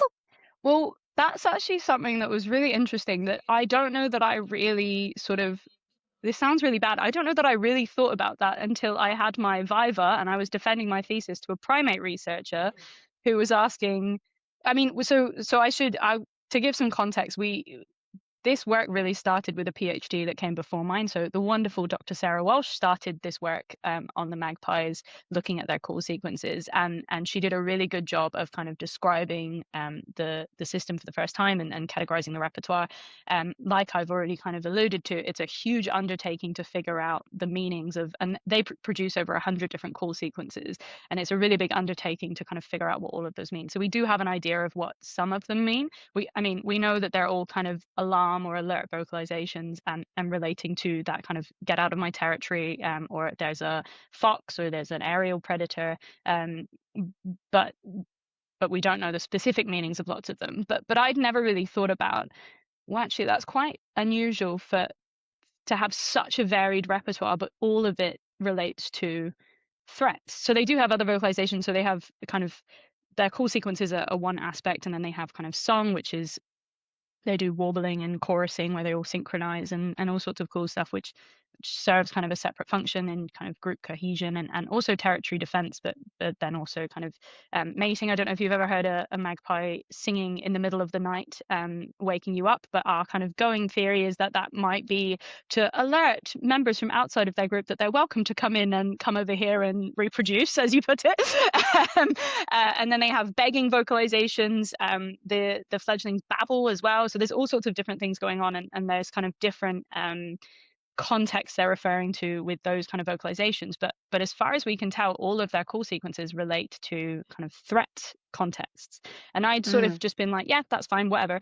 And then talking to Catherine Crockford, who was one of my examiners, and yeah, it was such a good conversation. I think vivas are always posed as this really kind of scary thing, and mine was just this really awesome conversation with two comparative linguists who I really respect and love, and it was awesome. But obviously in chimpanzees, they have kind of, I think one of the papers puts it as like 390 different call sequences, and they can refer to threats, but they can also refer to kind of food and social interaction and cohesion and things like that. And it was only when she kind of raised that I was like, oh, that's actually really weird, because I mean, immediately you go, oh, well, then it's less complex because they're referring to fewer contexts. But actually, it's sort of that, sure, that might be true. But then why do they have over 100 different sequences to refer to what's probably not that many different threat contexts? I mean, there's sort of aerial predators, and as far as we can tell, they have kind of one sequence to refer to aerial predators regardless of the species. That may not be the full extent of it. They may have specific ones for certain species. I don't know necessarily why they would need to, because they pose the same threat regardless. And Yeah, then I was kind going to of, say.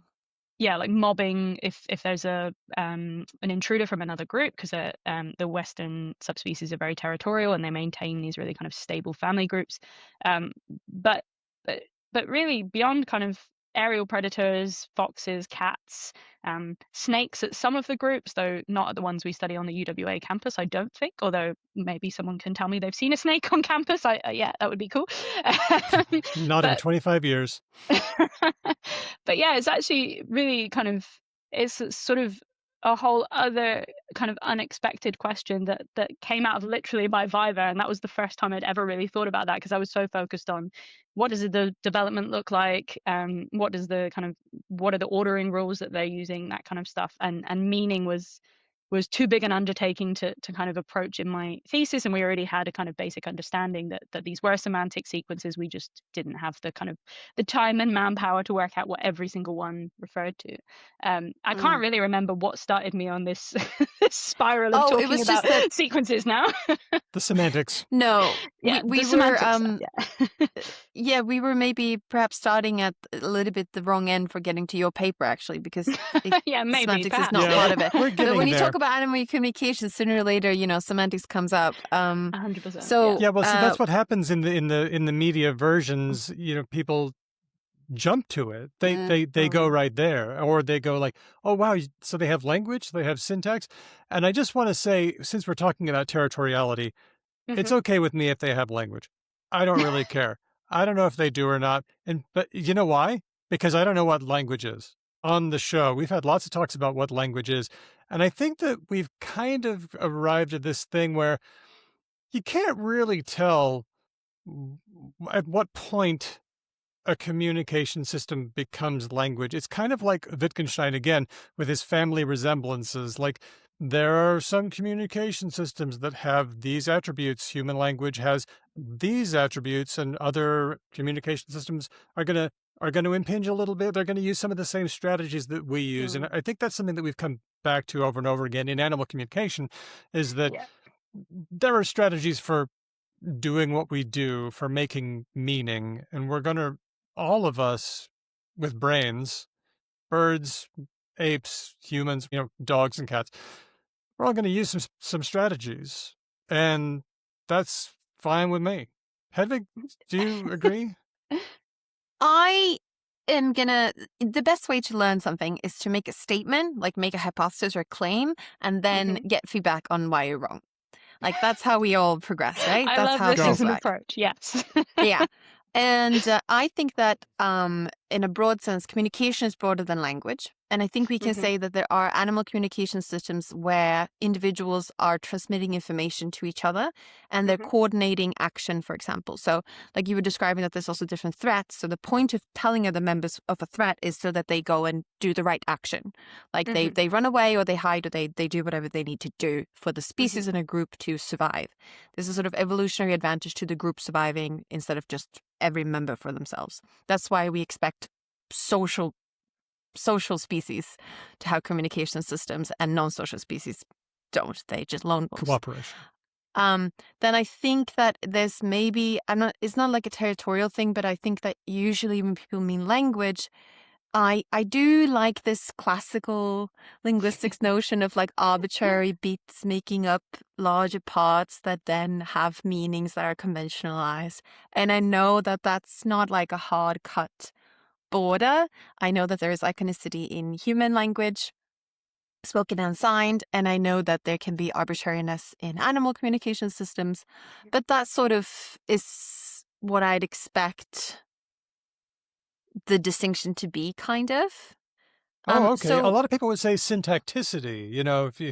If you combine your calls in different ways, then that's language, and otherwise it's not. And those are two great things, and I think those are two things in our bag of tricks: arbitrariness, which helps us to make more complex meanings than we could otherwise, or syntacticity helps us to get more mileage out of the signs we use. Those are both great. I'm not sure if those are like, those are necessary and sufficient conditions, and otherwise, it's not language, it's something else. I don't know. It's interesting to hear you kind of talking about this and hear that there is kind of, particularly when you said, Daniel, that you're not territorial about language, because I think that my impression from interactions I've had both with comparative linguists or people more on the animal side of things talking about their experiences talking with linguists and my own experiences talking with linguists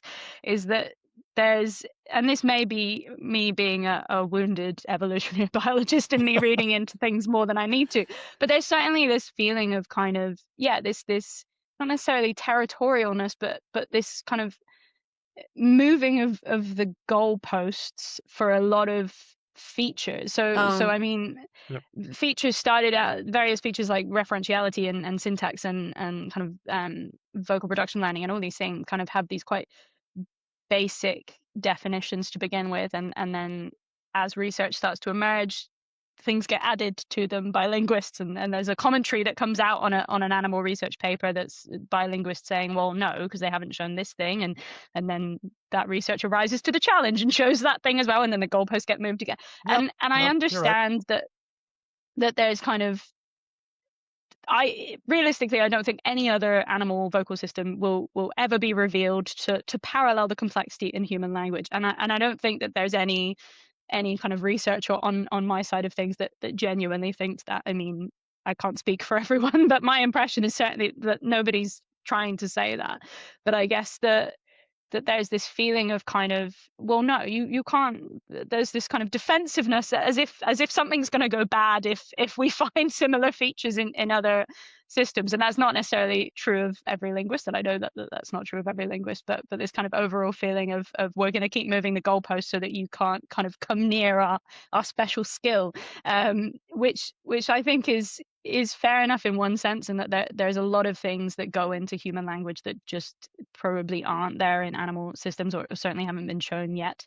But I guess the downside of that then is I mean, firstly, a lack of curiosity, I think, is really kind of sort of anti-science almost. And I think that anything that we can learn about other systems, however closely or distantly related they are, and both of those kind of groups serve different functions. So obviously we can look at the kind of genetic origins of things if we're looking at primates, but we can see kind of by looking at the magpie, for example, we can start to look at drivers outside of phylogeny and relatedness. We can look at, well, what common drivers are there to create a syntactic system in this bird that really there's no place being anything like humans. Why is this feature present in any form in this animal? And you can start to pick apart the kind of drivers more.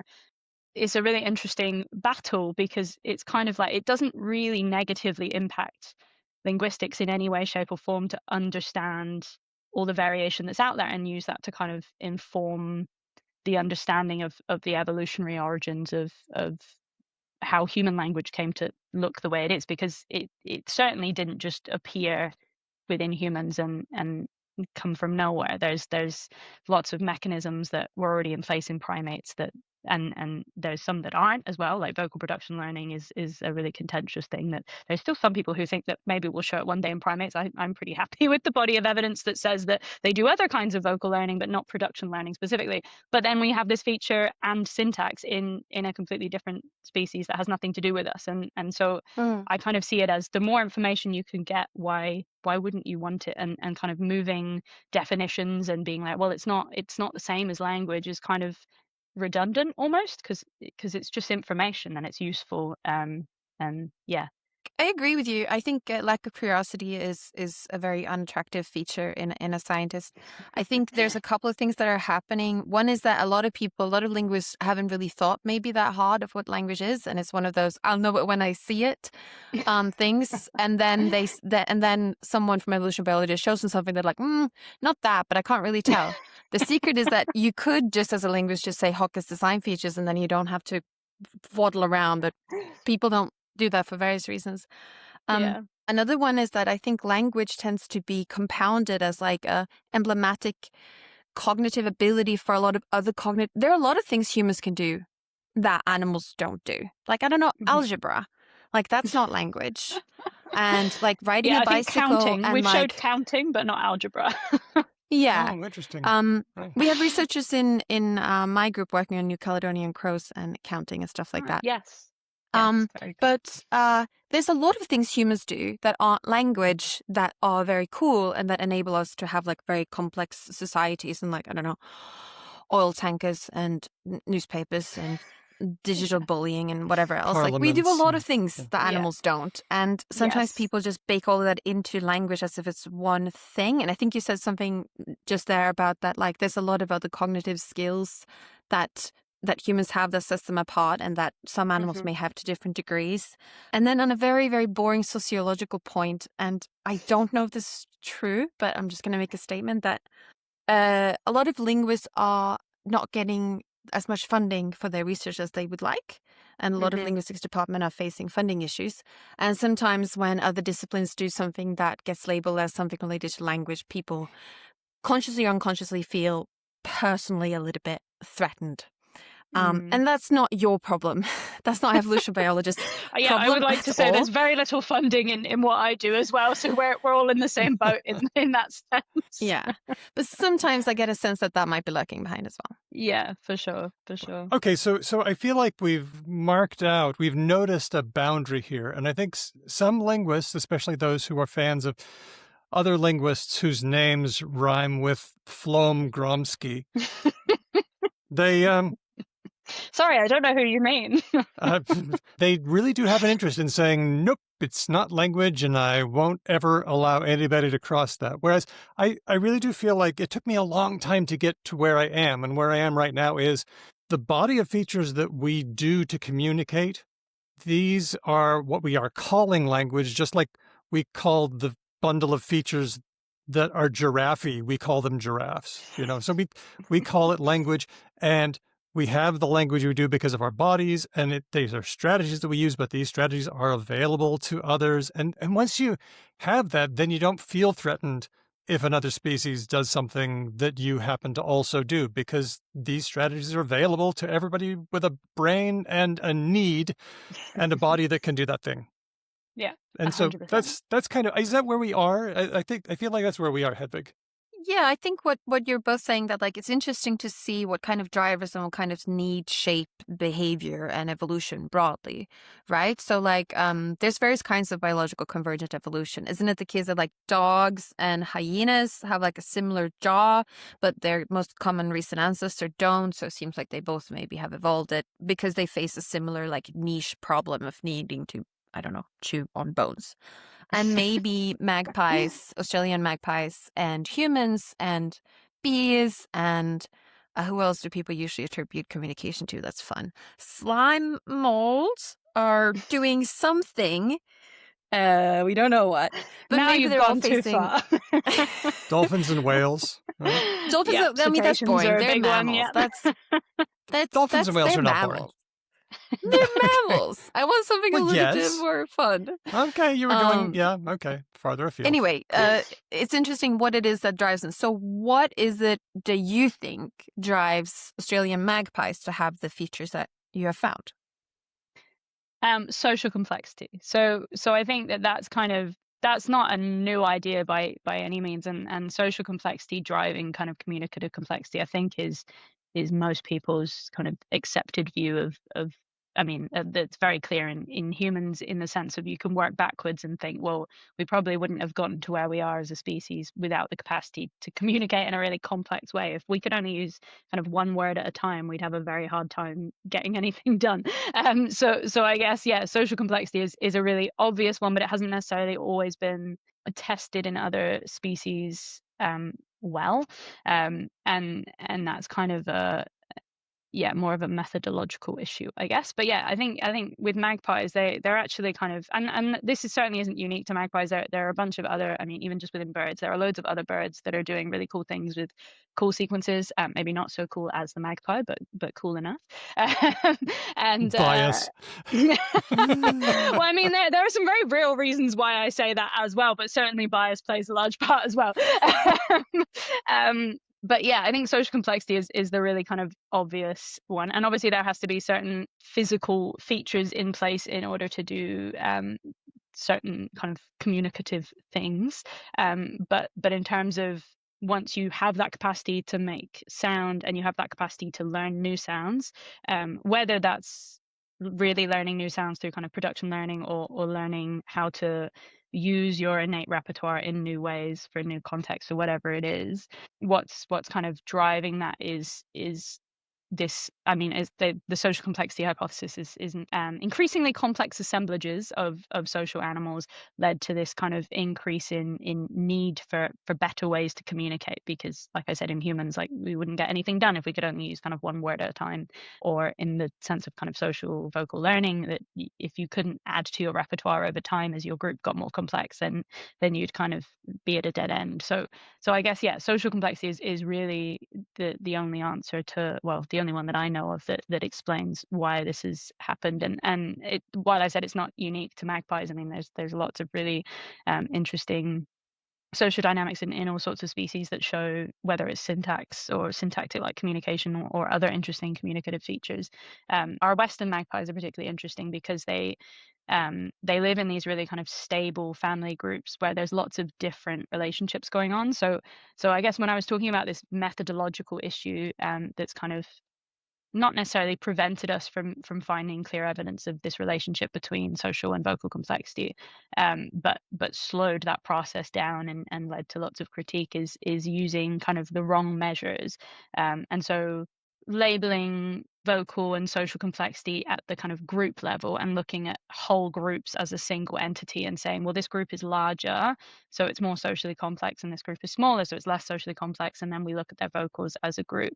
And that can work, but obviously there's some obvious flaws with that. And I mean, I don't think anyone's ever done this with a species where it would be really stupid, like a herd of cattle, for example, where if you have 1,000 cattle versus 500 cattle, you probably have much the same kind of variation in relationships between all those individuals. But Ooh, shots actually, it's this fired. interesting idea of sort of the group size thing works better if you have an animal that isn't socially complex, because the group level is probably a good way to describe it. But when you get increasingly complex in your social interactions, there's a lot more variation between individuals that you're missing when you label things at the kind of the group level. And that's something that's already been addressed by several studies. But something that we were really interested in doing is kind of, sorry, I should clarify what I mean there. It's been addressed in the sense of people have been more careful about choosing species that they really believe are definitely socially complex, and they've backed that up by saying they do cooperative care or they have varied relationships within their group, so we can use group size and it's safe to use group size in this context. But I still think that everything you want to know about sociality is so reliant on the individual, right? Like everything it is to be socially complex is the variation between individuals and how different individuals experience a group and how they interact with others. And so something we were really focused on in the work that we did was measuring at the individual level, how social is this individual and how vocal is this individual. And that was kind of, and we haven't necessarily done it in the best way that it could be done, but it was a good starting point and really the first example of this being done to test the social complexity hypothesis using actual individual members that of these magpie groups that we looked at over a long period of time as well. So not only was it in the individual level, but it was also longitudinal, and kind of, it's easy for me to say this retrospectively, but to me that seems really obvious. Like if you're looking at picking apart how social complexity drives vocal complexity, you actually need to look at the individuals and you need to follow them through time. And yet again, I've gone off on a tangent and I can't really remember how we got here, but that's how my brain works. So enjoy, everyone. No. It was right. We were asking you what drives this kind of behavior, and you said social complexity, and then you've explained a bit more. I just went off on one about social complexity. That's okay. That's very interesting. It actually mirrors some work on human language. Can I do that quick, Daniel? Yeah, go for it. Well, so there's some work in so cultural evolution studies of human societies have found various interesting effects of what people like to call social complexity or political complexity in human groups. So this is it just, like you said, it's not necessarily only about group size, but also how people are organized within a group. And these measurements usually have to do with social class or hierarchies, or if you have several levels of administration and stuff like that. So I wrote a paper about political complexity in a number of languages in the Pacific. Basically, the more complex state you have, the fewer languages you tend to have, because you enforce homogeneity and or potentially stuff like that. There's also work on language complexity in human languages and social complexity and social size. So some people say that the larger your society is, the more likely you are to interact with people that are not like you, and the more simpler your language becomes, because you can't assume as much common ground. So several sort of connection points, but they're all different kinds. But there is a recurring issue in these studies, which is sometimes people use population size as a shorthand for some of these factors. But actually, ideally, what we would like to do, of course, is put a little GPS tracker on every human in a society and then track who they are close to at all times and who they talk to. But that's generally considered unfeasible and unethical on humans. Just a teensy bit. On animals don't mind being recorded for hours on end. They don't have privacy. Question mark. Well, you did actually raise an important thing there that I should clarify. Is I'm not necessarily saying that people who have used group size in animal research have done so because they haven't been able to acknowledge what I'm saying now. It may well be a methodological constraint a lot of the time, particularly for kind of broad phylogenetic studies where you're trying to look at several species at a time, it makes perfect sense to use group size, because there's simply no way you can follow individuals to a sufficient kind of sample size from the 10 different species you want to look at. And so when you were talking about kind of the ethics and feasibility of tracking humans, I felt like I needed to clarify. I'm not just criticizing studies that have had to use group size for kind of methodological reasons. Okay. But yeah, no, that's really interesting. So are you saying that you've kind of got the opposite effect there, where there's more complexity and therefore vocal complexity is reduced? Because that's kind of the complete opposite from the way we think about it in other systems. There is a theory that that if you often interact with the same people all the time, you can afford to learn their quirks because you hear them all the time, you have more exposure to them. So you can sustain a more irregular language because you have more opportunities to train for it. Whereas, so I'm paraphrasing like lots of different papers, and people are going to write in and tell me how I'm wrong.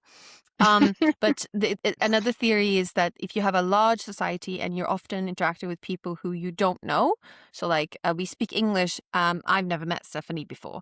I know something about her because I've read about her, so I have some expectations of what she knows, but I don't know everything she knows. So I have to express myself in ways that I think will be more successful. Whereas if I talk to my partner who I see every day, I can use shorthands and stuff. So there's one theory that the more often you interact with strangers, it sort of has certain effects on how you structure your language. You can maybe become more, especially if you have second language speakers, people who aren't didn't grow up speaking it. You might have certain effects. You might become more regular as a language, more compositional, and more predictable and stuff like that. And those are some of the theories out there. Yeah. So that then makes me, there's so many questions that come out of that. Maybe there's sort of a maximum point, and then you start reducing your complexity in order to maintain. You've just opened a whole can of worms for me now. It's very interesting, because when we look at social complexity in animal communication, it's usually, I mean, depending on how you've approached how you're measuring social complexity, generally the idea is that increase in social complexity equals increase in vocal complexity. So that's a really interesting kind of insight, that actually there may be a kind of an end point to that, where you start. You start a point at which it going the to a opposite point way. And then it goes down. Okay, it's a really interesting thought. Lots of interesting questions here, and magpies just aren't at that point. But we need to drive toward the research here, because it's time to talk about these birds. How many were in the group that you looked at? So I looked at several different groups. I think it was 8 social groups in the end, although we have a lot more than that. Those were just the ones that had fledglings that survived. They're not always the best at surviving. But so I looked at basically a fledgling from each social group, so that I had kind of a variety of different social experiences. There were a few groups where we had multiple fledglings, but within those groups we saw a really vast kind of variation. So sorry, I'll backtrack. 11 fledglings in total, and we followed them for kind of 200 days of their development. And I don't mean that we were literally standing with them every day for 200 days. We followed them kind of once a week during that time for an hour. But what we were doing is recording everything that the fledglings were doing vocally and socially. So how much time were they spending with each of their group members, and what were they kind of saying during that time? But then also, what were their group members, what vocalizations were their group members using, and what were they kind of doing when they were with the fledgling, that kind of thing. And were the fledglings picking it up, basically? Well, so that's basically what we showed. So, I mean, we already had some idea. We knew that magpie repertoires vary between groups to some extent, so we knew that they have kind of some shared call sequences, but there's also huge variation in group repertoire, and that is sort of already an inkling that there's some kind of social learning probably going on there. There's other reasons why you might get variation like that, but it could be social learning.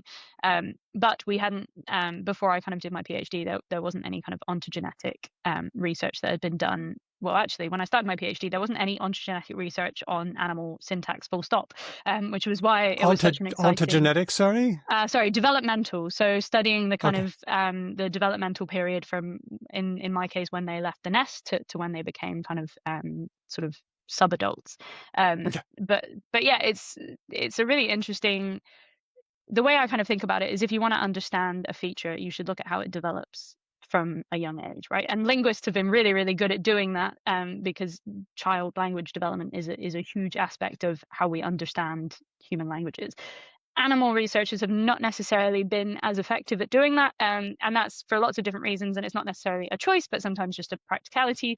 And with syntax, I think that it was so recent that relatively recent, that we'd found evidence of kind of semantic syntactic vocalizations in animals that there just hadn't really been the time to then, once we found it in a species, go back and look at how it developed. So that was kind of what led to my research, was this gap in looking at how this feature develops, because once you understand what drives its development, you can basically use that as a parallel for what likely drove it at the more kind of evolutionary scale. If it's really socially driven during development, then it's likely that was also a factor in how it emerged evolutionarily.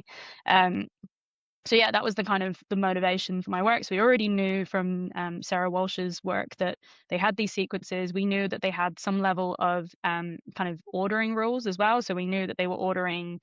I've realized we've sort of talked about all the bigger ideas and haven't actually talked about the basics of Magpie communication. So maybe I'll do that now before I go on.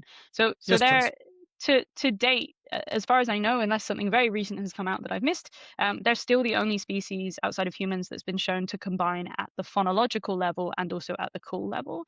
So there's lots of examples of species either combining kind of meaningless sounds into meaningful calls, or combining meaningful calls into meaningful sequences, whether or not, there's some species where that seems to be kind of an additive effect, and it's sort of trivial compositionality, I guess, but there's also examples of that being non-trivial, and the kind of individual calls actually affecting one another and changing what the resulting sequence means. All sorts of work on that, but no animal had been shown to do both of those things at the same time, which is obviously a big aspect of kind of linguistic syntax. Maybe I'm oversimplifying there, but I guess the level of phonological syntax and then compositional syntax. So we need to delve into this, because Okay.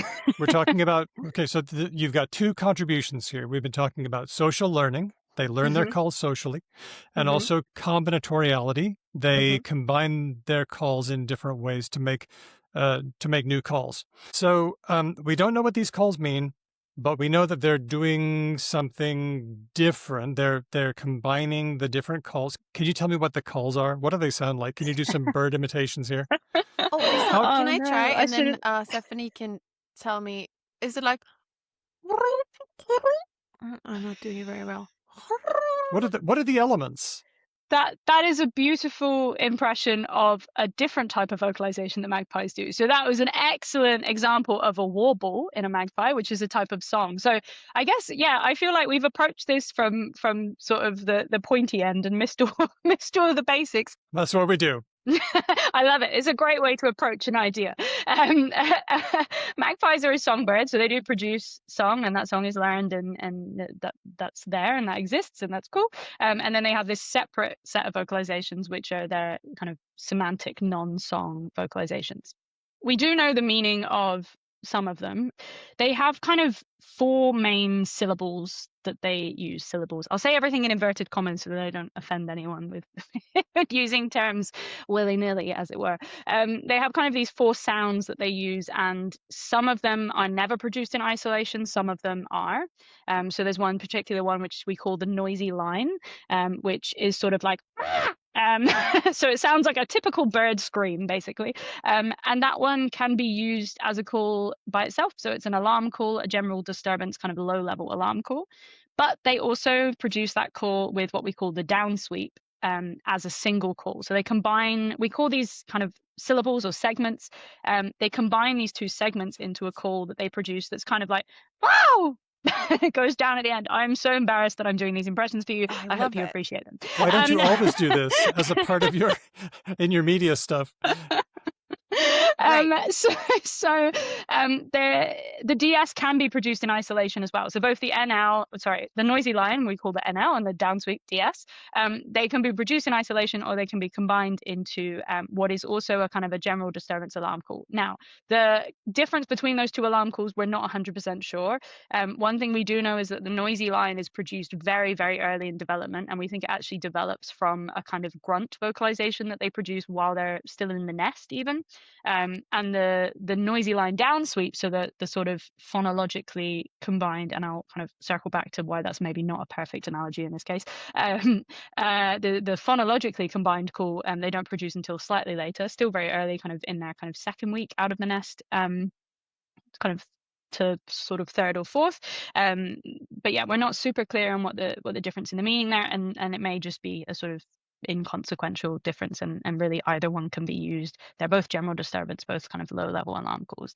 The reason I said that phonological combining is maybe not the best descriptor there is because some of these sounds are meaningless and are combined into meaningful calls, and that kind of fits into that description well. But then we do have the weird case of some of them not being meaningless because they're produced in isolation, which suggests that they hold some kind of meaning, and we know that they are because they're produced in kind of alarm context. So I don't know if you can add, I mean, I guess there are human phonemes we produce in isolation as well, are there? I was going to say, there Like, are like sounds in human languages. There are words that are just one phoneme. Yeah. I guess maybe I've been traumatized by a very sort of traditional description of phonological syntax, which is that it combines meaningless sounds into meaningful words. But yeah, thank you. Because I was always like, what about the word a? Because that's a single sound and it's also a word. Okay, so cool. We'll move on. So yeah, they produce kind of a variety of calls, and lots of them are, so they have the noisy line, the down sweep, the short high, and the long high. Those are kind of the four main. Produce those, please. Oh, those are a bit high. They're sort of above my register. But do your best. It would be a long high, and then at half of that would be a short high. And they actually cluster separately. So these categories have all been confirmed using what's called uniform manifold approximation and projection, which is basically just a fancy cluster analysis that. Yeah, UMAP, cool. Okay, I didn't know how widespread UMAP was at this stage, but that's great, cool. So they've all been confirmed with UMAP, and they cluster really distinctly, regardless of which magpie is producing them. They're really reliably clustering. There are a few other kind of elements in there that may be sort of a variation on one of them. They sound a little bit different, but they don't cluster distinctly, but we'll stick to those four because we know that those exist. So they can either produce some of them in isolation, or they can combine them into these calls, and those calls hold meaning. And then those calls, and whether or not the calls are single, we call them single segment calls or multi-segment calls to kind of distinguish between the ones that have combined segments in and the ones that don't, and then they combine those into sequences, so a mixture of single and multi-segment calls into sequences, and we use kind of a 0.05. Does that sound right? I'm very tired at this stage, so I don't know if that is right, but yeah, a really short period of silence in between calls. Anything longer than that, and it's a separate vocal event. And we know that that's how we know that they're being combined. But how do we know that they mean different things? Because that's the essence of combinatoriality, is they're combining them to do different stuff. How do we know that they're doing different stuff? So this was something that Sarah started to approach in her work, and she took observations of the context in which these sequences tend to occur, and basically had kind of correlations between, this sequence is definitely related to aerial predator threats. So one of the really common ones I talk about and give examples of is this noisy line down sweep, short high down sweep, long high down sweep sequence, which as far as we can tell it produces, we know it produces this kind of aerial mobbing response, and it seems to be produced reliably in the context of aerial predators. So that's one that we're pretty sure of the meaning. They produce the others in other contexts, and the idea is, I mean, it's difficult to kind of talk about in concrete terms because there's enough kind of observational evidence to know that they're producing them in different contexts, but it can be really hard to delineate what exact things about that context that's driving them to use that particular vocalization. And that's work that we want to do more work on if we get the opportunity, because it's a really important thing, and really there's only so far we can go talking about combinatoriality and ordering rules and stuff before we have to actually confirm what all of these things mean. And you do that by playing recordings to them and seeing if they do anything like mob together or flee?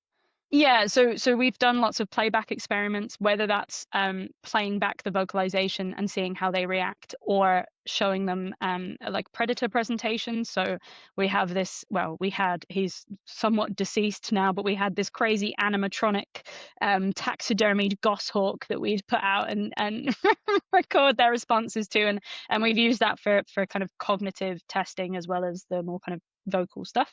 But yeah, that's kind of work that was part of Sarah's thesis and work that she got lots of really cool results from, but certainly needs kind of further exploration. Well, that certainly sounds like syntacticity to me. What about you, Hedvig?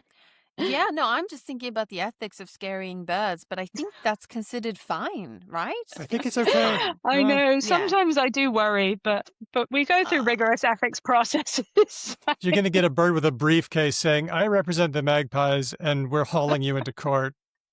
Yeah, like I'd like to clarify, we have very stringent processes for how often we do this to them, how many times at a single group. So we try and minimize our impact, and we only scare them in ways that they're being scared already by nature. Okay. I guess Okay. is how Good. to frame that. Well, I feel like we've dealt with the combinatoriality.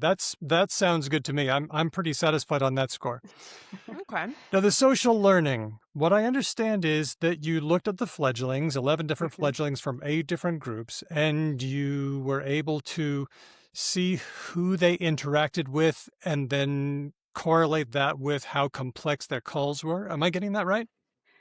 Yes, sort of. So we did sort of 2 different analyses. So one of them was just looking at the contents of the repertoire overall, and by the end of development, fledglings were significantly more likely to produce the sequences that their group members were producing than any other group. So we basically took all of the sequences in the whole population and did what's really a simple analysis but really effective, and we basically code it as zeros and ones. Do you have this sequence or do you not have this sequence?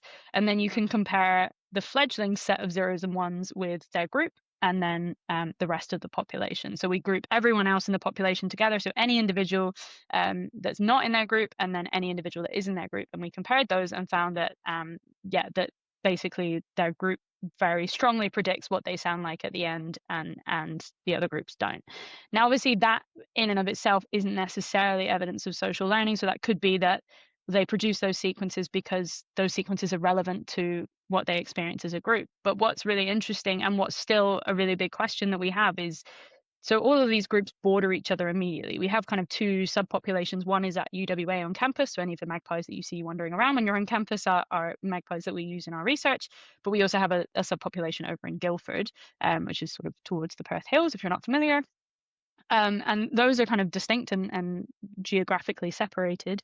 But within each of those populations, all of the family groups that we use, their territories border each other immediately, and they all experience much the same kind of environmental stimuli. So all of the same, I mean, aerial predators, when they're over one group, they're visible from other groups as well.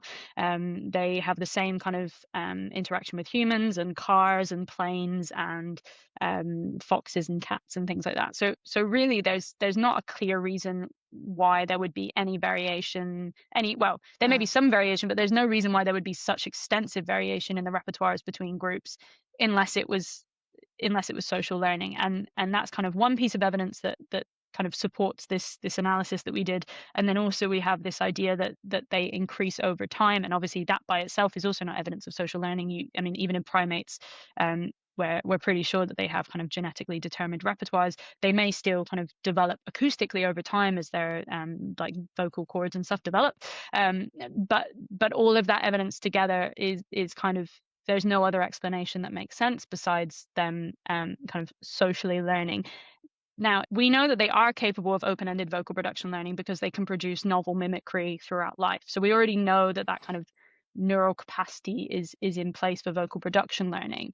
And I maybe naively went into my PhD assuming that that's what was driving these call sequences as well, but that's actually not really what we found. So what was really interesting, and maybe what was actually evident already, but wasn't really kind of pulled apart until we wrote this paper and did this research, was that they actually all use the same building blocks. So all of them use those same segments and all of them use the same calls, but they all produce different sequences, and they produce them using reliable ordering rules. We already know this to kind of some extent from Sarah's work. We've also got a paper that is in review at the minute that looks at that to kind of a greater extent and how they're using those ordering rules at different levels. I kind of went in thinking, oh, they're vocal production learners, they're open-ended vocal production learners as well, which is obviously much rarer. But that actually doesn't seem to be what's driving these call sequences, even though that's kind of, I assumed, oh, you have this capacity, why wouldn't you be using it? But what was really interesting is that we showed that they have all of the same building blocks and all of the same calls, but they produce them reliably using these kind of ordering rules, but specific to their group. And that kind of raises lots of questions about, well, why? Like, what is the function of that? But it was also really interesting because it revealed that actually they may be doing the same thing that we think we're seeing in primates who lack the capacity for vocal production learning. So the overall theory for why this emerged in kind of evolutionarily, why syntax emerged, the theory has been very kind of driven by primate research and primate research alone. And that theory is that because primates don't have the capacity for vocal production learning, that they developed this capacity to combine existing calls to kind of overcome that and increase their communicative capacity without that ability to add new signals. And then later on, humans developed the capacity for vocal production learning so that we could do both and become even more complex. So that's the kind of idea that's come out of syntactic work in chimpanzees and other primates and looking at what the kind of evolutionary pathway to that was. Okay, so let me just make sure I got that then. So they have a limited number of units that they can use, but combinatoriality allows them to combine them in multiple ways so that they can do more things, mean more things. Well, think about it like this: like if you're building a bunch of different, if you're in a factory and you have 10 Lego pieces of different sizes and colors, and you get told you have to produce as many variations as you can. If you only have 10 pieces, then you have to do that by making different combinations. But if you're an Australian magpie and you can create new Lego pieces of new colors, then you technically don't need to combine them. You can just spit out a different color every time. So the theory is that primates use combinatorics to overcome the limited vocal range that they have. But the magpies have a great vocal range. They're just not using all of it. And these two groups, we could think of them maybe as like dialect communities, seem to have converged on slightly different ordering in the two communities. Maybe for a function, maybe randomness, like it doesn't need to be like goal That's what I driven, was right? wondering. It could just be random as well. I'll just clarify. So it's more than just two groups. So there's two subpopulations, but the repertoire varies between all of the family groups. So there's like 16, or maybe we've got more now, but there's 16 that we've studied kind of cool combinations in extensively, and all of their repertoires vary, but they reliably use the same ordering rules within those groups. So it's not they're reproducing the same sequences over and over again. They just vary between groups. So I think we're relatively sure it's not random in the sense of, well, I mean, we know it's not random in the sense that they're using ordering rules to arrange their calls into sequences. So there's structure there. It may be random in the sense that it's emerged through kind of random innovation over time, but that's what I meant, that like the reason this family uses this order, this family uses the other, isn't because like some particular reason. Basic dumb question. How did you know you were dealing with the same groups of birds, or how did you know you were dealing with the same individuals? Yes. So we know that their territory borders are very stable over time. They shift kind of over years, but kind of within a breeding season, they're very fixed. A lot of our adult birds are ringed, so they have little cool bracelets on that tell us who they are in kind of unique combinations. And then the fledglings, we ring them when they're old enough, but before that point, they're usually distinctive based on kind of plumage. I mean, obviously they're all variably black and white, but they have kind of distinct patterns in their wings, or they have scars a lot of the time because they get dealt a lot of aggressive blows from older individuals in their groups. So as sad as it is, often if they've been beaten up a little bit, it's easier to tell them apart. So we know we're reliably kind of following the same individuals, and we have kind of life history data for a lot of these. I mean, they can live to up to sort of 35 years. So we have life history data for a lot of the adults from a very long time ago. Were they ever hard to find? Was there ever an individual who was like, I got to get some data on this individual, but I can't find them? Yes, yes. So part of the reason why we only follow them sort of once a week is because often that 1 hour once a week can actually be sort of 4 hours of ripping your hair out, trying to find this bird that you can hear. You just can't find it. And my least favorite, well, I say this, I love the individuals at this group, and sadly, I think most of them have dispersed or been hit by cars now. They had a bit of a crisis. But over in the Somerville Theatre at the end of the UWA campus, there are these huge pine trees, and this group love to sit at the top of them, which is completely useless for me when I need to be relatively sort of close range to record their vocalizations. So yeah, there is a lot of kind of hours of recordings of me just being like, sake, like come down from the tree. Like I don't necessarily need them to be walking around on the ground in front of me, but yeah, when they're hiding, when they're in people's houses, when they're being fed by people, we can't work with them. So yeah, there were all sorts of kind of field constraints that made this work difficult, but I am still very grateful to work with magpies as opposed to a species that lives I don't know, in the middle of the Amazon rainforest. They're a relatively accessible study system compared to a lot of the species that people study. So yes, they have their difficulties, but I shouldn't be too ungrateful for the ease of access. We need to wrap it up, but I just wanted to talk for a second about what it's like being a media person. We're media communicators, and you've kind of been sort of pushed, activated into this service. But at the same time, people do have these linguistic notions. I remember you being on the Australian ABC talking to Nadia Mitsopoulos, a pal of mine, and she said, does that mean they have sentences? It's what people go to. And you said, if I remember correctly, I think if I say that they have sentences, the linguists will get mad at me, which is that territoriality again. Such a bad rep. We need to do something about this, Danielle. I know. We're trying. We're doing it on a show like this one.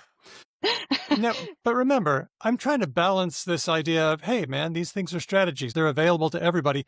But I'm also trying to say to people, I know that saying that birds have syllables or monkeys have sentences, I know that that does a good job of framing this in a way that the public will understand. So maybe I'm happy to let that run because it's not doing any harm really. And if you don't know what a word is for humans, then you can't really run along behind and say, no, those aren't words for birds, right?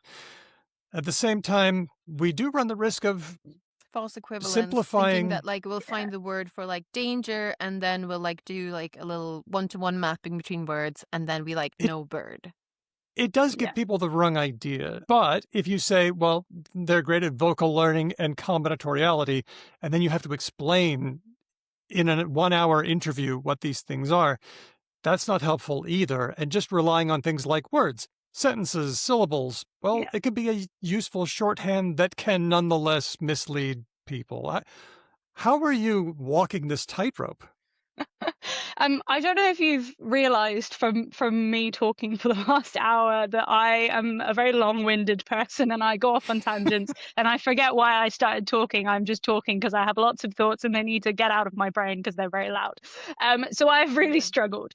It's really difficult because I'm actually someone who really likes there to be kind of scientific rigor, and I'm very pedantic about, well, the methodology you've used doesn't actually answer the question you think it's answering. And I'm certainly not kind of immune to that. There's lots of times where I have to revisit something that I've said and go, actually, I don't know that I really could have said that, and things like that. But I really care about things matching up, and it's very important to me that the questions you ask match the methodology you're using and the conclusions you draw. And that's not necessarily an easy thing to do, and we always scientists fail at that all the time because it's just a hard thing to do.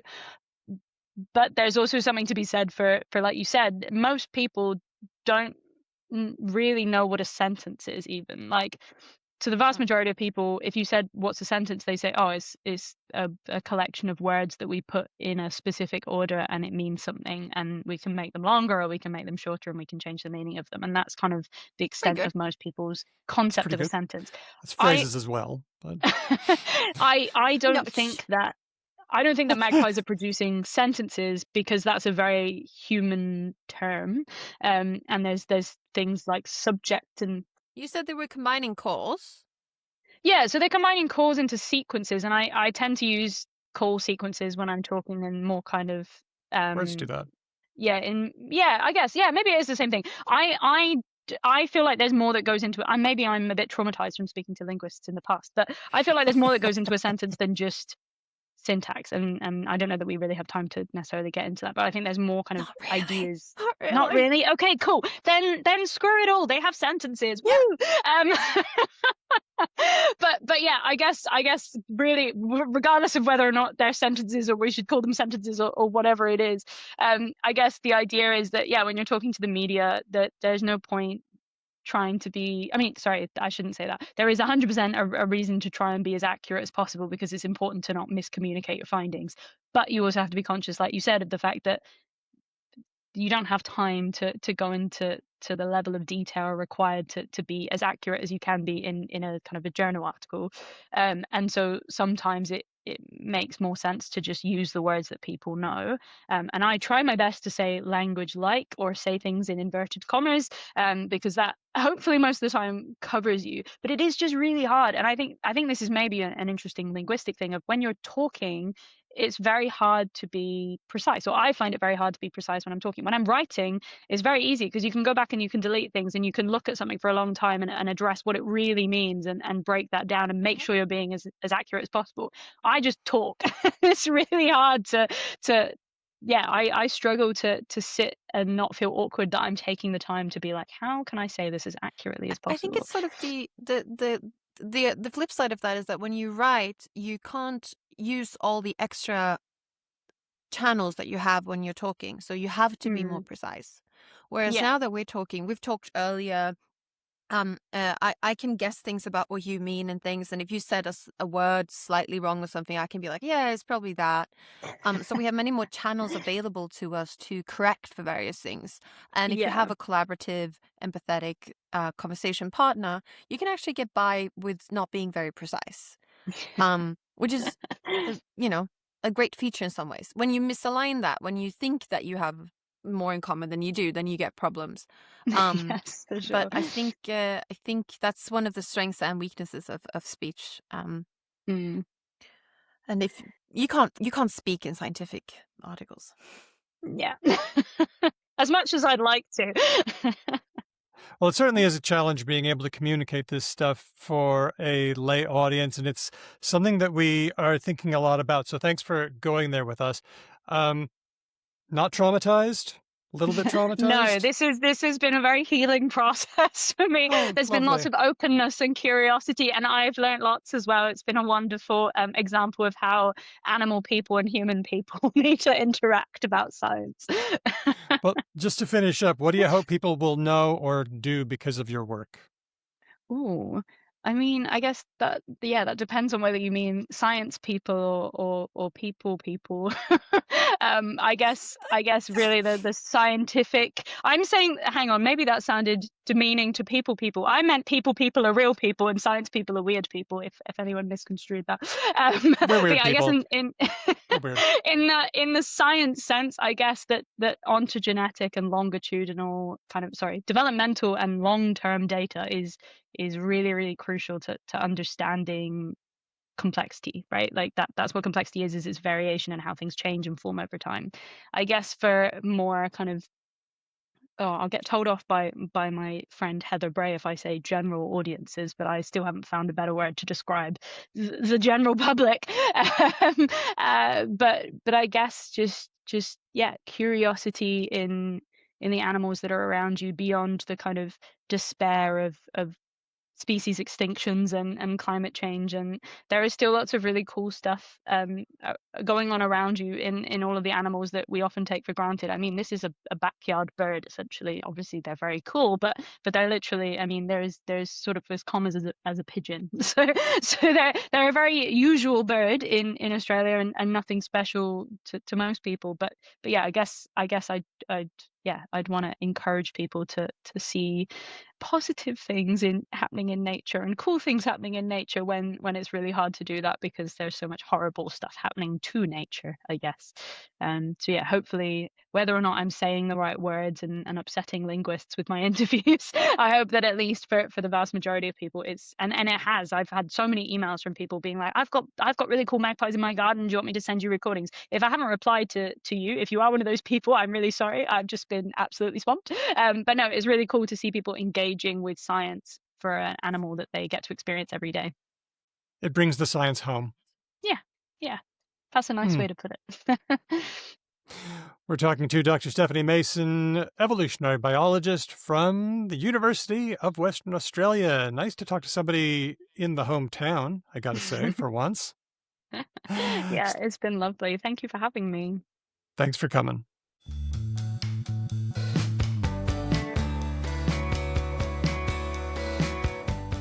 And now it's time for Words of the Week. Pew, pew, pew, pew, pew, pew. I'm really excited about the first one. This is another case of Daniel gets brought into the crazy TikTok world that Ben and I spend some time in. Ben, do you know what the first word is? I do know what the first word is. Not only because you've got to remember, I'm double dipping here, right? Like I get my own. You got to say the word. What's the word? What's the word? Sorry. The word is mog. Or mogging, or getting mogged. Getting mogged. Mm-hmm. Such a funny, dumb one. So I double dip. I get not only the stuff that I consume via social media, but I also get the like gross permutations of that bubbling through the youth in my work as well. So what are you noticing? Yeah. My understanding, because this is not a thing that is on my feeds so much, because I'm obviously like way too cool and better than that, is mog or mogging or whatever is something you do to a camera to essentially pull a really cool face and pose to look good. That's not what I'm getting. No. I've got a different that sense does appear, and I've seen that one in Green's Dictionary of Slang, and it's related to mugging for the camera or mugging for the audience. Yes, But that's a getting different mogged? thing. Okay. Ben, Lay it on me then. do you know what mog stands for? Like the letters. No. Does it help you if I say that the original abbreviation is AMOG? AMOG. Are you sure about this? Because this could be an acronym, and it's never. Are you sure it's about this? never an acronym. Yeah, I found this too. I'm pretty sure it's this because the sphere it comes from makes sense with this. So I have heard at least that it comes from alpha male of the group. So originally it stands for like he's the amog of this group or something like that. And then it becomes like goat or whatever. Yeah, Mhm. but then it becomes to dominate others. So like he is mogging the group. Like he is want to or is and is dominating everyone else by being the alpha. Then it becomes like you can add a modifier to it. So you can say, oh, he is height mogging me, means we're taking a picture together and he's taller than me. Right. And he is taunting my shortness and he's height mogging me. Now you can do this with anything where someone else is dominating you in some sphere. Looks mogging.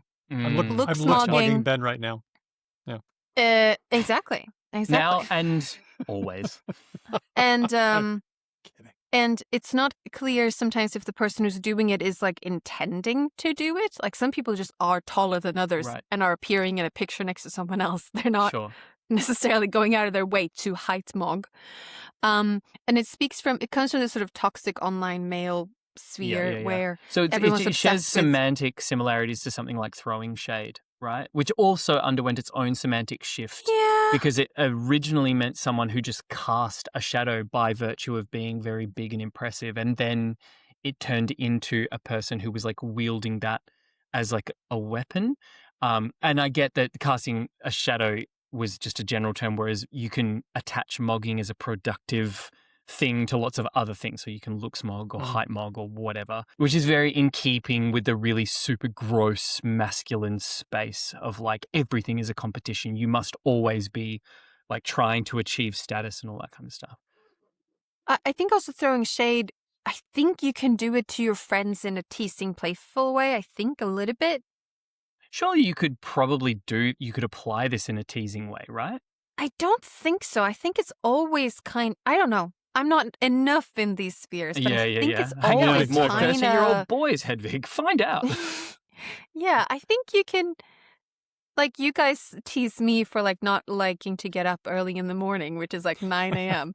on a Clock weekend. mugging. I have never engaged in that sort of rhetoric. You could describe that as throwing shade, I think, but Right. if you were early bird mogging me, I feel if like that would be we were meaner. chrono-mogging. Yeah, I feel like that that's would it. be meaner, but maybe I don't know the nuances of these words enough. Well, the word I saw continually in this discourse was who was mogging whom. When you mog somebody, you outclass them or outdo them. I've tried to hunt down the etymology of this. Wiktionary says it's an acronym, and I bet it's not, but they've got alpha male of group, first used around 2018 by bodybuilding groups, which is the right community. I've also seen in Green's Dictionary of Slang, there are lots of meanings for mog, including mugging, like to mug someone, to steal their stuff, to mog for the audience, that's in there.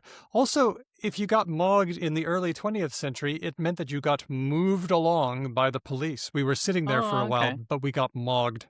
So, still not sure. I'm still holding on to it's never an acronym. Those are always ex post facto explanations just to bring in a bit of Latin. I'll just quickly add a rider to this one of like kids these days, like fresh from the front line of youth. I do not know if this is just a little bit of rose-tinted glasses on my part, but I don't recall when I was an adolescent. I recall being a very toxic human being, as all of us were. I don't recall this level of fervor around status. Because mogging is not the only aspect of this that I see in youth culture, and I see it all the time. There is this like ongoing battle for obviously status in teenagehood has always been a thing, but what I mean is like there's this incredibly sophisticated suite of like linguistic tools now that just keep coming, and new ones keep coming in where like there's all of this stuff you can say about like who has high or low status on what level and why. And I just remember that being like understood but not said when I was in. It was implicit, wasn't it? Yes. And it's become very much. explicit. Anyway, that's my like reading from the youth at the moment. I also remember that being a thing of like American high school movies. And like I assumed it wasn't like, oh, she's the like coolest girl in the school. Like if you had asked me when I was 15 who was the coolest girl, I actually do think I know who that was now that I think about it. I've just seen in real time as Hedvig be like, hey, Solveig, I think Hildegard was a fucking bitch. I think I know who was the prettiest girl in school, but I don't think she was the most popular girl in school, if that makes sense. Yeah. Yeah, they don't always go together. Let's go to our next one. That's mogging. Pied-à-terre. I do not know this one. That one's come up recently. Hedvig, any help? It's a type of apartment, right? It's an apartment that faces the street. It's a borrowing from French. I thought it's a word in several European languages, barda for. Yeah, I think that it's not a kind of apartment, but it's a matter of who owns it. So it means a foot on the ground. Like I was thinking of getting a pied-à-terre in New York City, and that's just an apartment so that you've established a presence in that place. You've got a foot on the ground, but you don't live there. It's just a place that you don't live in that city. I think I know what I was thinking of. I was thinking of souterrain, like basement apartment. Anyway. Right. So what a regular human might call a holiday home, but for wealthy, more like international humans is just one of the several homes that I have that I may live in for some of the year. Okay. Where you have a foothold. A foothold, precisely. Earlier this year, New York City Mayor Zohran Mamdani proposed a pied-à-terre tax, a tax on homes over $5 million whose owners live out of state, which I thought was brilliant. It raised money for the city, Yeah. discouraged buying up houses, which contributes to housing scarcity, although $5 million homes, maybe not so much. Yeah, we're not. Well, at least we can get money for it. And get money they have, because he has just announced a balanced budget by taxing the rich and saving money from elsewhere. So, nice going. Let's see how that works out. Well, I mean, obviously this is fake news because socialism never works, and it will immediately end in the cataclysmic downfall. And I think they even made a movie about this, Escape from New York, did they not? I think, yeah, that's what we'll likely see. This Mamdani guy sure is charming the pants of everyone, Trump included. That was funny, wasn't it? What was the deal with Trump's enormous smile when they were meeting together? Was it that Trump always craved approval from New York? And so he seems if you nice ever and needed cool a compelling reason as to why you should just dump everything you have into the charisma stat in a D&D campaign, Mamdani is the exemplar of like how you can win everything just by being the most charismatic fucking human alive. And he is. Just to watch him, you're just like, dude. also says for things very simple. Like I saw an interview with him, I think this week, where he was asked like, oh, like, have you ever purchased marijuana? And he was like, yes, I have purchased marijuana at a legal store. And he didn't say like what he did with it. The other people were like, oh, because I had a back injury or whatever. And he's like, no, I'm just going to say that I have purchased weed. Never apologize. End of story. You can figure out the rest. Let's continue our American theme. This one was suggested by James a little while ago, but it's coming up again. Dummymander.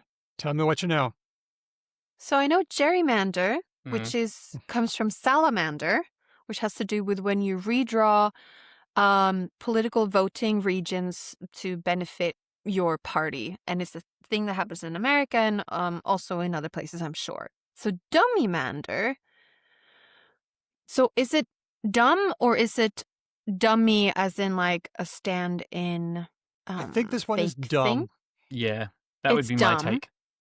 Is it when you do gerrymander badly so that you shoot yourself in the foot? Yes, it is. That's exactly Well right. done. God, Good my job. guess Nice is this going. today. So let's talk about gerrymander or Garymander, because this was named after one-time Vice President of the USA, Elbridge Gerry. So people called it a Garymander for a really long time. He hit on the idea of redrawing the Massachusetts state Senate districts to favor the Democratic-Republican Party. It was the Republican Party, but at the time it was called the Democratic-Republican Party. Now, one of the districts resembled a huge lizard, so a cartoonist drew it to look like a salamander, but called it a Garymander. And last year, Donald Trump pushed Governor Greg Abbott of the state of Texas to redraw the boundaries, even though it's only supposed to happen in years ending in 0. Well, California responded to Texas's gerrymandering with a vote, a plebiscite, to whether they should do the same thing, and it passed, and this caused a cascade of gerrymandering across the country.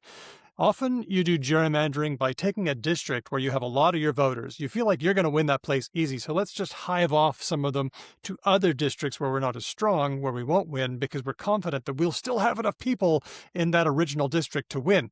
But the problem with gerrymandering is that you might have overestimated your popularity in that district. You moved too many people out, and then you lose all the districts because you're massively unpopular. You've spread yourself too thin. It's a dummymander. Does any other entity in the world do this? It's a tactic that has been used. The Wikipedia page for gerrymandering says that there are other countries besides the USA where this happens. There's always a temptation to pick your voters instead of letting your voters pick you.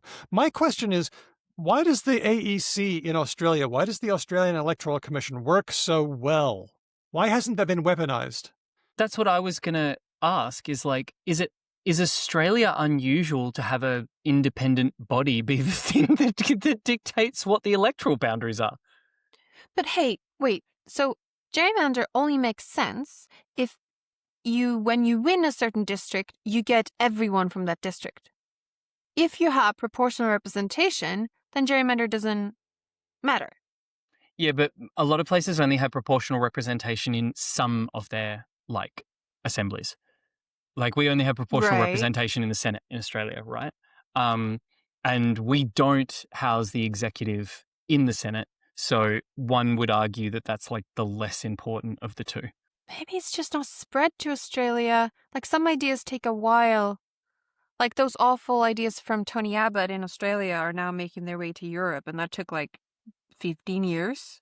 America is weird. We have said this many times. The fact that you vote for other things like sheriffs and judges, and there is a level of quote unquote democracy at work that is baffling to many outside observers, where we'd be like, why would you make an elected representative in charge of that? Like the fact that elected representatives can be in charge of drawing electoral boundaries is insane. Like that is the craziest fucking shit I've ever heard. But could you imagine if America had like a federal election boundary drawing committee? That would get weaponized so fast. I'm glad that America doesn't have that. I guess the question then becomes like, how are some institutions relatively, is it just institutional culture? Like, is it just the AEC has people coming in and being like, we do the right thing. That's what we do. It's important. Stop. I have to say, Ben and Daniel, big fans of Australian democracy and whatever, Wikipedia page for gerrymandering has a section on Australia with a subsection on Western Australia on gerrymandering. Okay. What? It's not unknown in Australia. Hold on. It is still happening. I'm looking. The Western Australian Legislative Council was long gerrymandered, which clearly favoured rural Conservative National Party, blah, blah, blah, blah, blah.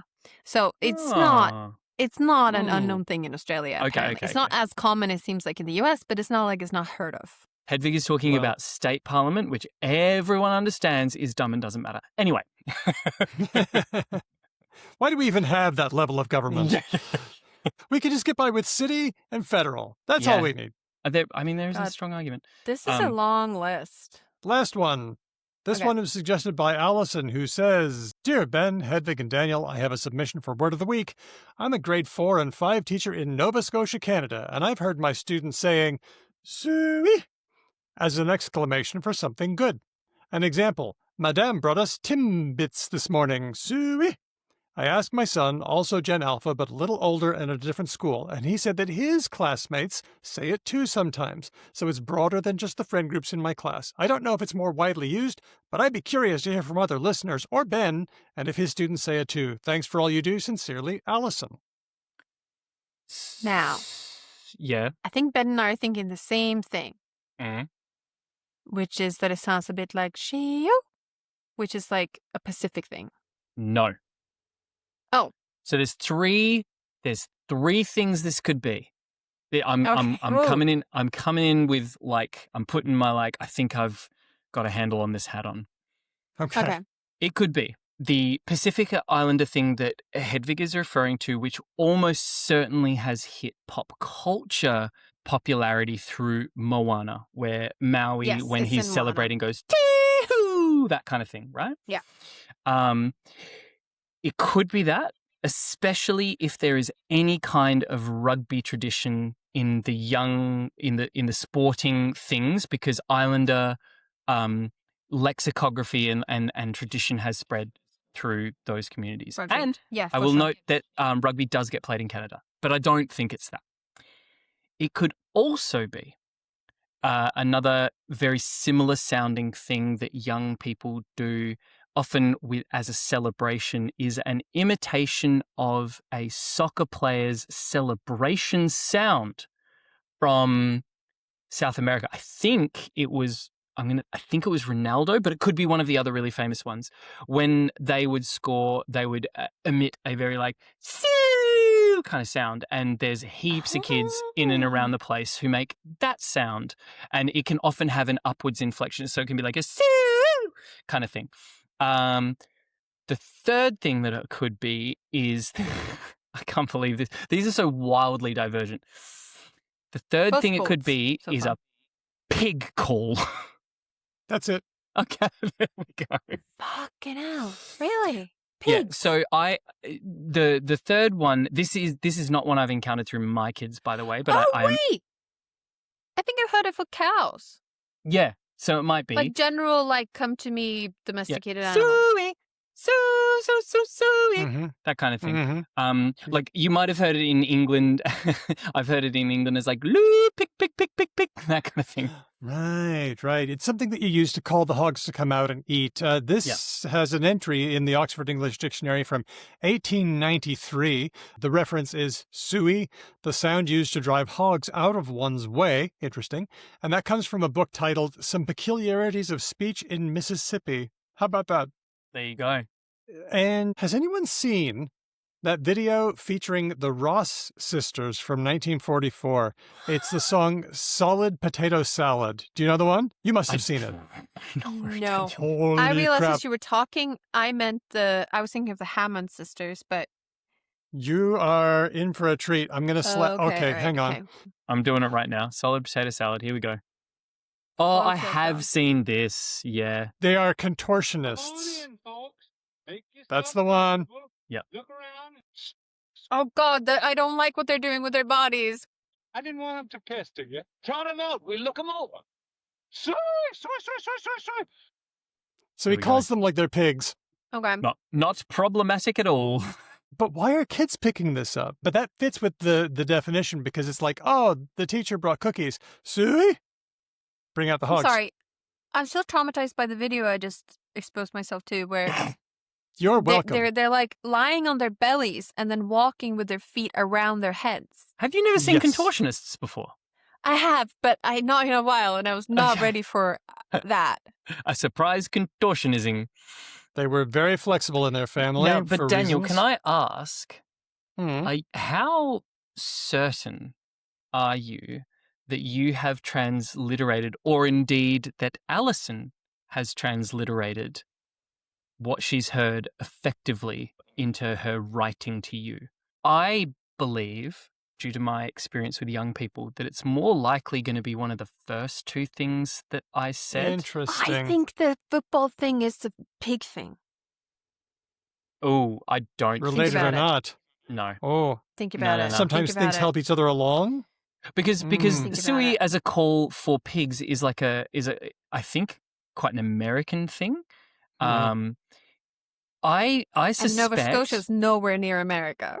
No, but Sure. it's... sure. I suspect of the list of things that young people could potentially have been exposed to, two of the things are in works that they would be seeing all the fucking time. And one of them is a profoundly fucking archaic thing that has not been in anything they would have seen for ages. I reckon that Alison has sort of typed out her best approximation for the sound, and Daniel has accidentally jumped onto this third thing. I suspect that they are probably saying the Ronaldo celebration or the Chi-Hu, but the Chi-Hu is a little bit further away sound-wise, and I don't think you Okay. would get to Sooooo-ee from Chi-Hu. Alison, if you're listening to this, please get in and let us know what you think is happening there. And other listeners, we need you as well. Have you heard this? And would you transcribe it that way? Let's get to the bottom of this. So, Mog, or getting mogged, pied-à-terre, dummymander, and Sooooo-ee are words of the week. Let's get to a comment by Franco via email. You will remember that we recently discussed the etymology of the word guacamole, where mole means a kind of sauce. Franco says, thought you would find this interesting regarding the origins of the word guacamole. And Franco links us to a meme. It's one of these things that makes the rounds occasionally, and it's back lately. So here we go. The claim is that the word avocado comes from the Nahuatl word for testicle. And because mole means sauce, guacamole means testicle sauce? I mean, look, one can see why this erroneous meme could spread so easily, right? Because boy, oh boy, do avocados look like testicles. I will say more ways than one. It's the little... It's the ball inside the thing, number Yes. one. They're hanging. And then there is the skin texture sometimes. The scrote. I'm A not wrong. crenellated sort of... Yeah. Yes. And yeah. then, No, we're there. depending on the avocados you're getting, the size is not that far off either.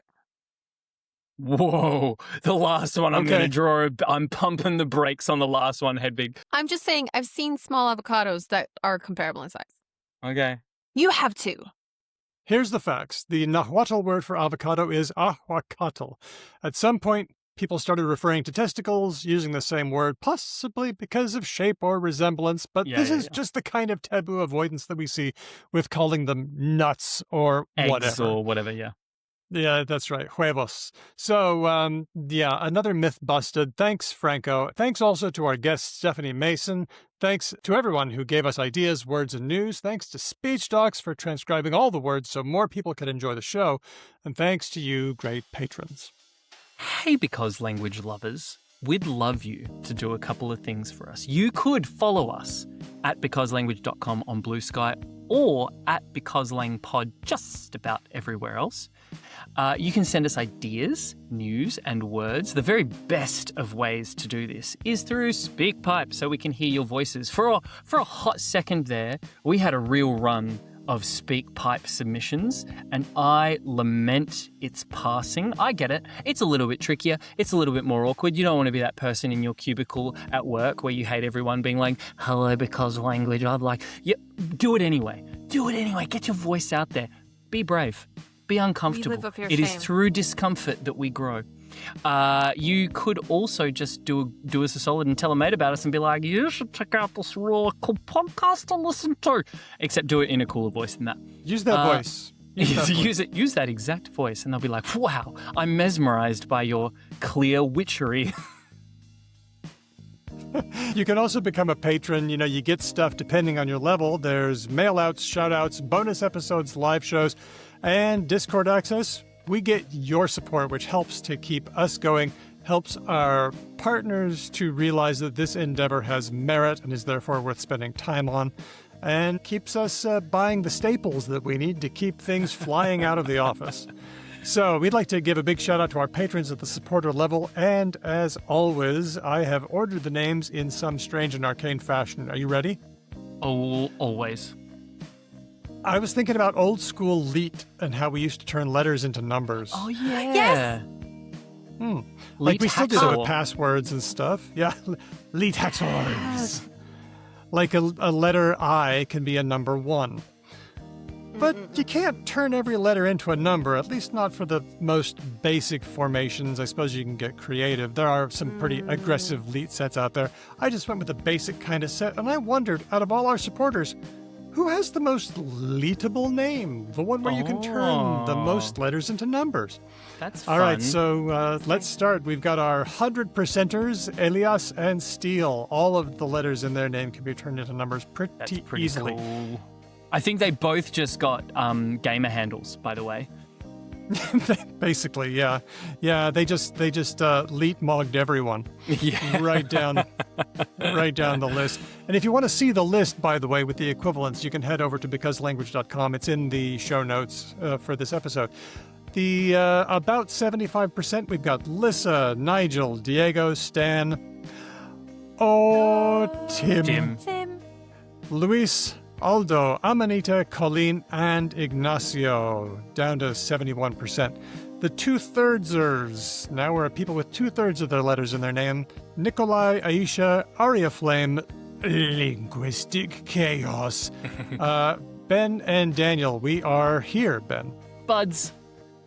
Then we get down the list. Meredith, Molly D, Helen, Lord Mortis, Keith, Fiona, James, and Lance. Now we're to about a half. We've got Sonic Snedgehog, Wolfdog, Christopher, Pharaohcat, Andy from Logophilius, and now at exactly 50%, it's Chris L, Renee, Nasrin, Joanna, Roger, Amir, Tony, Mignon, Rosemary, Martha, and Hedvig. You are here. I said it before, but I'll say it even more this one. Hedvig, if you need a new gamer tag, your Leet one is dope. It looks so good. H3DV16. Look at that. Kind of looks cool, yeah. I like it. We're down to about a third of the letters. Grammarian, Whitney, Larry, Andy B, Kevin, Kathy. These are all on 40%. Laura, Zachary, Becky, John Troy. Help that some of his letters were actually numbers. Yeah. Now we're down to 1/3. Sam, Amy, Yvonne, Faux Frenchie, and Sydney. And now for the only a quarter, our quartermasters, Kenny Archer, Manu, Rosh, Lucy, and at the bottom of the list at 20%, John K. Nobody had an unleetable name. Everybody was leetable, so congratulations to everyone who celebrates. Thanks to all our patrons. Lovely, yeah, all names have vowels, I think is the answer to that. Our theme music was written and performed by Drew Carpiano, who also performs with Ryan Bino and Didion's Bible. Thanks for listening. We'll catch you next time, because language. Pew, pew, pew, pew, pew. Thanks, everybody. This was so much fun. Ben, you don't know this, but like when sometimes when we do interviews, me and Dania with people, when we stop recording, both Dania and I go pew pew pew, and then the poor guest is like, "What's going on? Why are you shooting me?" Did you notice that Morten Christiansen, when he was a guest, he got in a pew at the very end, and Yeah. It made me so happy. He should know What a by great now. litmus test, right? For like who yes ands in that particular situation.